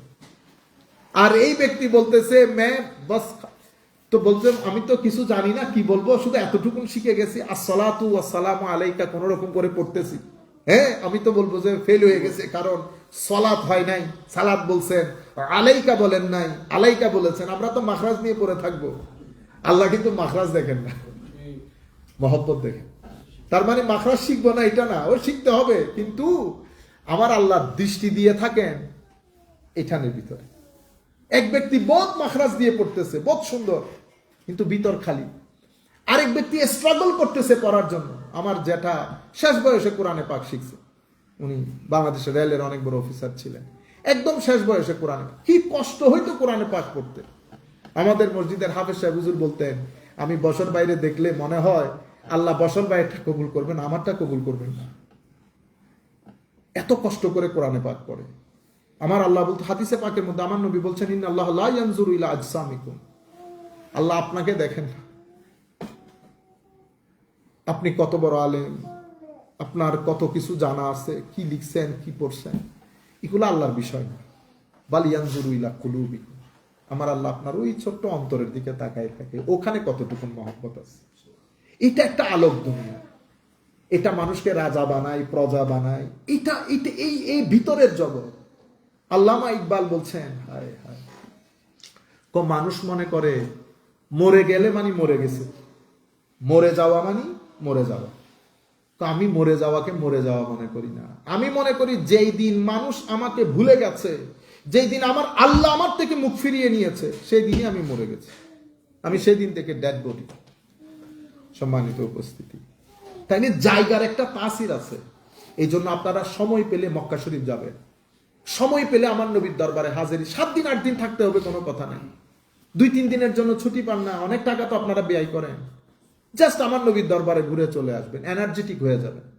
বড় আলেম শুনছেন, ভালো আলেম, গিয়ে অন্তত আসেন হুজুর একটু বসি, কারণ সঙ্গ দিয়ে যেটা হবে সেটা পড়ে হয় না। বলে এক জামানা সোহবতে বা আউলিয়া বেহতারা সাদ সালে তাআত বেরিয়া। তো সামান্য একটা সময় একজন আলেমে দ্বীনের সাথে বসা আর 1000 বছর ইবাদত করা, কোনটা উত্তম? আলেমে দ্বীনের সাথে বসা উত্তম। কারণ আমাদের এখানে 2টা জিনিস, একটা হচ্ছে কাল, একটা হচ্ছে হাল। কাল মানি স্পিকার, হাল মানি হাই হাই changer. Speaker speaks 30 days, nobody change, খালি বলতে আছে বলতে আছে বলতে আছে। এটা মানুষের জীবন পরিবর্তনে কোনো প্রভাব রাখে না। আরেকজন হচ্ছে হালের লোক, কথা কম বলে, শুধু বসে থাকে, চেয়ে থাকে, মানুষও তার দিকে চেয়ে থাকে। তো এই চোকাচুকির মধ্যে ভিতরে তুফান পয়দা হয়ে যাচ্ছে, সে চেঞ্জ করে ফেলতেছে মানুষগুলাকে। তো এটার মধ্যে ফারাক কি? 2টার মধ্যে ফারাক হচ্ছে, আমরা বলি না লা ইলাহা ইল্লাল্লাহ, তো লা ইলাহা ইল্লাল্লাহ হচ্ছে আকীদা, আকীদা। এটা ছাড়া আপনি মুসলমান হইতে পারবেন না।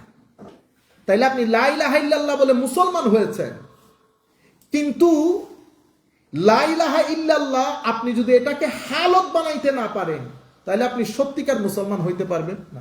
হালত বলতে আমি বোঝাই, আমরা এখানে যারা কাদেরিয়া তরিকার লোক, আমরা একটা জিকির করি, লা মাকসুদা ইল্লাল্লাহ, লা মাকসুদা ইল্লাল্লাহ। এটা আমাদের শুধু মুখের কথা।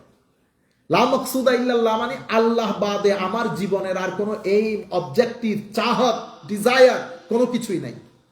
তাইলে একটা লা ইলাহা ইল্লাল্লাহ, সে বলেছে লা ইলাহা ইল্লাল্লাহ, লাখো মানুষ বলেছে লা ইলাহা ইল্লাল্লাহ, কিন্তু লা ইলাহা ইল্লাল্লাহ বলার পরেও হেন কোনো কাজ নাই সে করতে। আমি করতেছি না, দোকানদারি করতেছি, আমি মানুষকে বিক্রি করতেছি, ধর্মকে বিক্রি করতেছি, টাকার প্রতি লোভ। কেন? জবানে আছে লা ইলাহা ইল্লাল্লাহ, কিন্তু এটা এখানে হাল হয় নাই, কালের মধ্যে আছে। হাল হচ্ছে এখানে আমার কলব বাতেন, কাল হচ্ছে আমার জবান। লা ইলাহা ইল্লাল্লাহ, লা ইলাহা ইল্লাল্লাহ বলতে, কিন্তু it does not make any effect on my heart, on my হাল, স্টেট অফ মাইন্ড। যখন এই লা ইলাহা ইল্লাল্লাহ লা মাকসুদা ইল্লাল্লাহতে পরিণত হয়, তখন এটা লা ইলাহা, জবানের লা ইলাহা ইল্লাল্লাহ, এটা অন্তঃকরণে গিয়ে পুরা অন্তঃকরণকে নূরে ইলাহি দিয়ে কভার আপ করে ফেলে, তখন লা মাকসুদা ইল্লাল্লাহ। তাইলে একটাকে, এই লা মাকসুদা ইল্লাল্লাহর লোকগুলাকে আমরা আল্লাহর ওলি বলি, আর লা ইলাহা ইল্লাল্লাহর লোকগুলাকে আমরা মুসলমান বলি। তাইলে 2 ধরনের জিনিস। আমি সারাদিন বলতেছি না লা ইলাহা ইল্লাল্লাহ, এই কারণে আমার আল্লাহ বলাটাকে ঈমান বলে নাই। যখনই আল্লাহ মুমিনকে ডিফাইন করেছেন কোরআনে পাকের মধ্যে, কি বলেছেন? ওয়াল্লাযীনা আমানু আশাদ্দু হুব্বাল লিল্লাহ। যারা মুমিন, ওই হই, তাদের মহব্বত যদি তুই দেখস, তারা আজীব মহব্বতের লোক। তুই সারা রাত পরে ঘুমাস, তুই পরস লা ইলাহা ইল্লাল্লাহ, সারা রাত পরে ঘুমাস, তুই ফজরের নামাজের জন্য উঠস না, তুই লা ইলাহা ইল্লাল্লাহ, আমি তোরে মানতেছি, তুই মুসলমান, কিন্তু বান্দা তুই জানোস আমার কিছু ওয়াল্লাযিনা আমানু আশাদ্দু হুব্বান লিল্লাহ, আমার মহব্বতের লোক আছে, দুইটা বাজার দে উঠে যায়, সবাই অন্ধকারে শায়িত, সেই জায়নামাজের মধ্যে দাঁড়িয়ে আমার কুদরতির কদমে সিজদা দিয়ে আমার দিকে তাকাই থাকে, তুই বল আমি বরদাস্ত করি কেমনে? তখন 2-3 দিন যেতে না যেতে আমি জিবরিলকে বলি, জিবরিল শুনে রাখ, জমিনের ওই বান্দাকে, ওই ছেলেটাকে আমি বহুত মহব্বত করি, তুমিও মহব্বত করো। তখন জিবরিল ফেরেশতাদের মধ্যে ডেকে বলে, এই ফেরেশতারা শুনো, আল্লাহ তো প্রেমে পড়ে গেছে জমিনের, এখনো পৃথিবীর মানুষ জানেই না কি হচ্ছে, উপরে ঘটনা ঘটতেছে। জিবরিল আমিন ফেরেশতাদেরকে বলে, পৃথিবীর ওই ছেলেটাকে আল্লাহ খুব মহব্বত করেন, আমিও মহব্বত করি, তোমরাও করো মহব্বত। তখন জিবরিল আমিন এসে মানুষের অন্তরে ওই ছেলের, ওই মানুষের মহব্বত ঢেলে দেয়। তো তারা যেখানে যায় পিছনে মানুষ, তারা যেখানে যায় পিছনে মানুষ, লাখ মানুষ, দেখা নাই, শোনা নাই, জানা নাই, দূর দূরান্ত থেকে লেখা পড়ে মানুষের কাছ থেকে শুনে, বক্তব্য শুনে রাতের অন্ধকারে আল্লাহর দরবারে কাঁদতেছে, অথচ এর সাথে এর কোনো দেখা হয় নাই। আমার আল্লাহ যখন মহব্বত করেন, তো আসমান দুনিয়ার ওই উপরের মধ্যে ঘটনা ঘটে যায়, নিচের মধ্যে এই ঘটনা, তো নিচের মধ্যে কখন ঘটে? যখন জিবরিল আমিন এসে মানুষের অন্তরে তার মহব্বত ঢেলে দেয়। আপনারা বুঝতে পেরেছেন? তাইলে লা ইলাহা ইল্লাল্লাহ, লা মাকসুদা ইল্লাল্লাহর মধ্যে ফারাক। খাজা মাইনুদ্দিন চিশতি রাদিয়াল্লাহু তাআলা আনহু, আপনি দেখছেন না, মানুষ আসছে দিন কবুল করছে, মানুষ আসছে দিন কবুল করছে। ইভেন উনি যখন আজমেরে ঢুকেছেন, তো আজমেরে উনি যেখানে, আপনি চিন্তা করে দেখেন, আমি জানি না আপনারা হযরত শেখ গৌসুল আজম আব্দুল কাদের জিলানী রাদিয়াল্লাহু তাআলা দরবারের, যিনি বর্তমানে সাজ্জাদান সিং, হুজুরের মসজিদে জুমা পড়ান, হুজুরের আওলাদ শেখ আফিফুদ্দিন গিলানীকে আপনারা দেখেছেন কিনা জানি না। এরপরে ডক্টর শেখ আলী জুমা, আমাদের শ্রদ্ধাভাজন শিক্ষক, অনেক বড় আলেম বলি, শেখ হাবিব উমর, এদের চেহারার ভিতরে আপনি শুধু তাকাই থাকবেন। শেখ হাবিব আলী যখন কথা বলে তাকাই থাকেন আপনি, সুরত। এখন এদের অবস্থা এই যুগে এরকম, তো পূর্ববর্তী যুগে খাজা মাইনুদ্দিন চিশতি, শেখ আব্দুল কাদের জিলানী রাদিয়াল্লাহু তাআলা আনহুদের সিরত সুরত কিরকম ছিল চিন্তা করে দেখ। তো খাজা মাইনুদ্দিন চিশতি তাবু গেড়েছেন, তাবু গাড়ার চেষ্টা করতেছেন, তো ওখানে পৃথ্বীরাজের উট বাঁধা, তো উটের যারা চাকর বাকর ছিল তারা বলতেছে, না না, মুসলমানদেরকে জায়গা দেওয়া যাবে না। জায়গা দেবে না? হুজুর এরা তো জায়গা দিতে চাচ্ছে না। দিতে চাচ্ছে না বেটা, আচ্ছা সাইড বাই সাইড কোন রকম থাকো, দেখি কালকে সকালবেলা উঠ উঠে কেমনে। এখন সকালবেলা সে উঠ উঠাইতে চাইতেছে, একটা উঠো আর উঠে না। ইন্নালিল্লাহ। ঘন্টা চেষ্টা করার পর উঠ সব বসে আছে জমে। তখন এর বুঝে আসছে যে হায় হায় হায়, ওই দরবেশ দেখতে তো দরবেশই লাগতেছে না, দৌড় দিয়ে গেছে হুজুর, উঠ তো একটাও উঠে না। কবে এটা উঠ উঠবে না, আপনি আমার বসতে দেন নাই। পরে বলতেছে মাফি। মানুষ ইসলাম কবুল কেমনে করতেছে দেখেন, ব্যবহার, সঙ্গ, চেহারা, নূর, কনভিন্স হয়ে যাচ্ছে। তো বলতেছে এক ব্যক্তিকে পাঠাইছে, উটদেরকে গিয়ে যা বল, উঠবে। এখান থেকে হুজুর ইন হয়েছে, এখন পৃথ্বীরাজের রাজত্বের ভিতরে ইন হয়েছে। বাকি অনেক লম্বা ঘটনা। আমি আপনাদেরকে যেটা বোঝাতে চাচ্ছি যে এই যে সোহবত, এই যে মানুষগুলোর মাধ্যমে মানুষ পরিবর্তন হচ্ছে, কোনো বক্তব্য দিয়ে কখনো দিন প্রচার হয় না। মানে এটা দিয়ে দিন প্রচার হয় না, এটা দিয়ে এলম প্রচার হয়।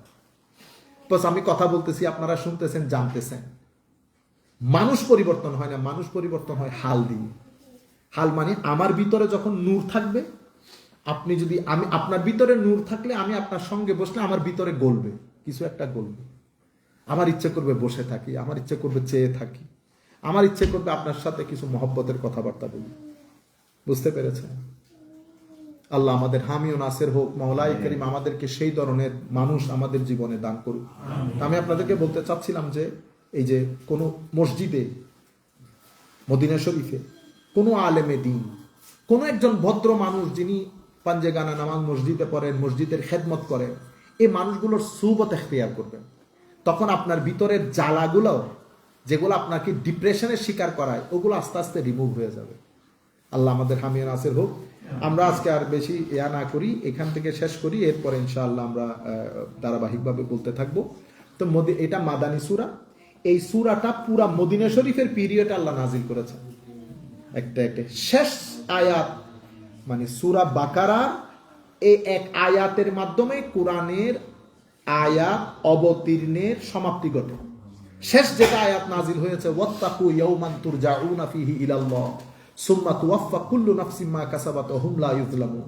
ওয়াত্তাকু ইয়াওমান তুরজাউনা ফিহি ইলাল্লাহ। বান্দা, পৃথিবী দুনিয়া পাগল করে দিয়েছে, বাউলা করে দিয়েছে তোমাদেরকে।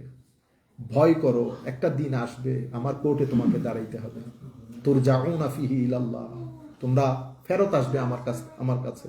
সুম্মা তুওয়াফফা কুল্লু নাফসিন মা কাসাবাত ওয়া হুম লা ইউযলামুন।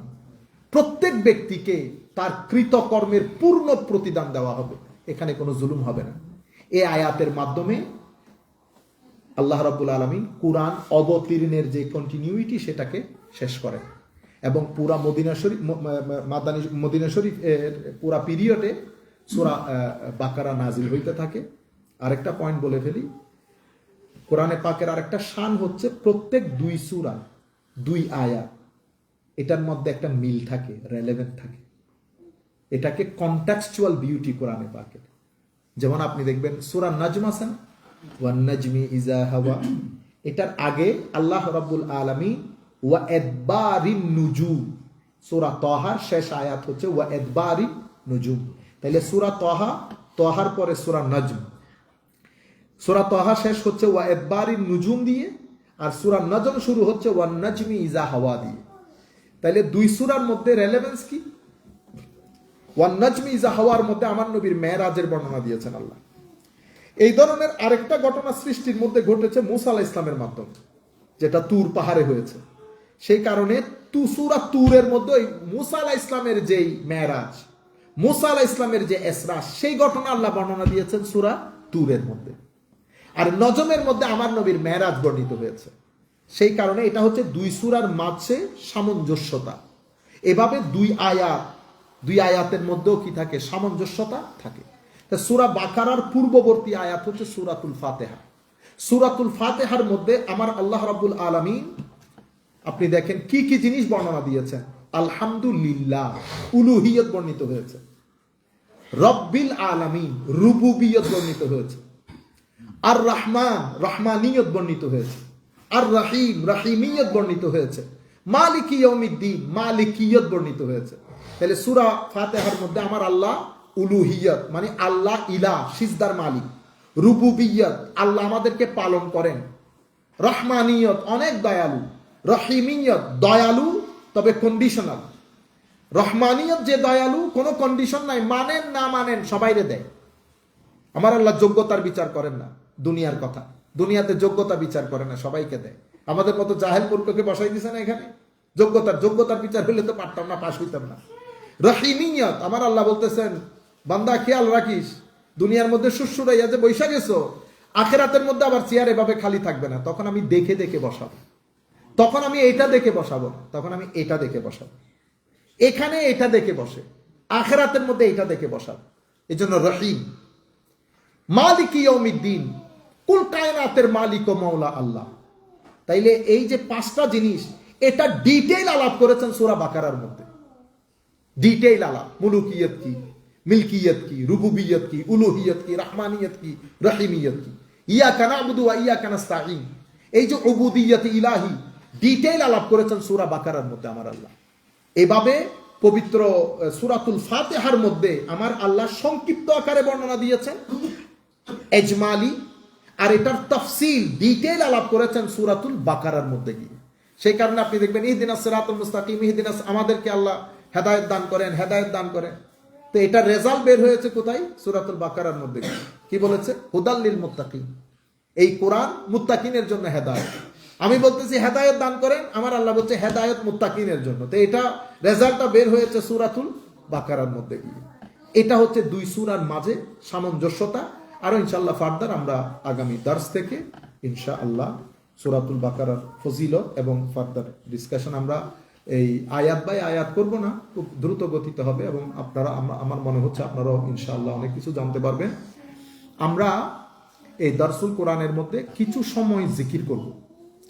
আমাদের পুরা সময়টা হবে, আমরা চেষ্টা করব 1 ঘন্টা থেকে 1 ঘন্টার মধ্যে। 1 ঘন্টা দর্স হবে, 10-15 মিনিট জিকির হবে। আজকে প্রথম দিন হিসেবে আপনারাও আসছেন, হয়তো অনেকে অনেক পরে আসছেন। আমরা পরবর্তী দর্সগুলোতে সময় অনুযায়ী অন টাইমে হবে সবকিছু। আপনাদের কাছে আমাদের যেই অনুরোধ থাকবে সেটা হচ্ছে আপনারা প্রত্যেকে আপনাদের পরিবার পরিজন নিয়ে আসার চেষ্টা করবেন। আরো 5-10 জন মানুষ অ্যাড করতে চেষ্টা করবেন। আল্লাহ যেন আমাদেরকে তৌফিক দান করেন। আজকে তো আমরা এলহাম একাডেমির মধ্যে করতেছি, নিউ ইয়র্ক ইসলামিক সেন্টার যেটা নাম দিয়েছি, সেটা করার জন্য আল্লাহ আমাদেরকে তৌফিক দান করেন। সেই জায়গার মধ্যেই যেন সত্যিকার অর্থে যেটাকে মসজিদ বলে, যেখানে আমরা তো এখানে অনেক ধরনের সমস্যার মধ্যে থাকি, যার কারণে মসজিদের যে মূল খেদমত সেটাকে আমরা সে অর্থে দিতে পারি না, অনেক ধরনের ঝামেলা থাকে। আপনারা দোয়া করবেন এবং সহযোগিতা করবেন। আমরা আজকে আর কথা না বাড়াই, আমরা সবাই একটু যেভাবে আছে একটু নামাজের মতো করে বসে যাব, 10-15 মিনিট জিকির করব, এরপরে আমরা নামাজ পড়ে শেষ করব দোয়া দরুদের মাধ্যমে। ওয়া মা আলাইনা ইল্লাল বালাগুল মুবিন। আসসালামু আলাইকুম ওয়া রাহমাতুল্লাহি তাআলা ওয়া বারাকাতুহু।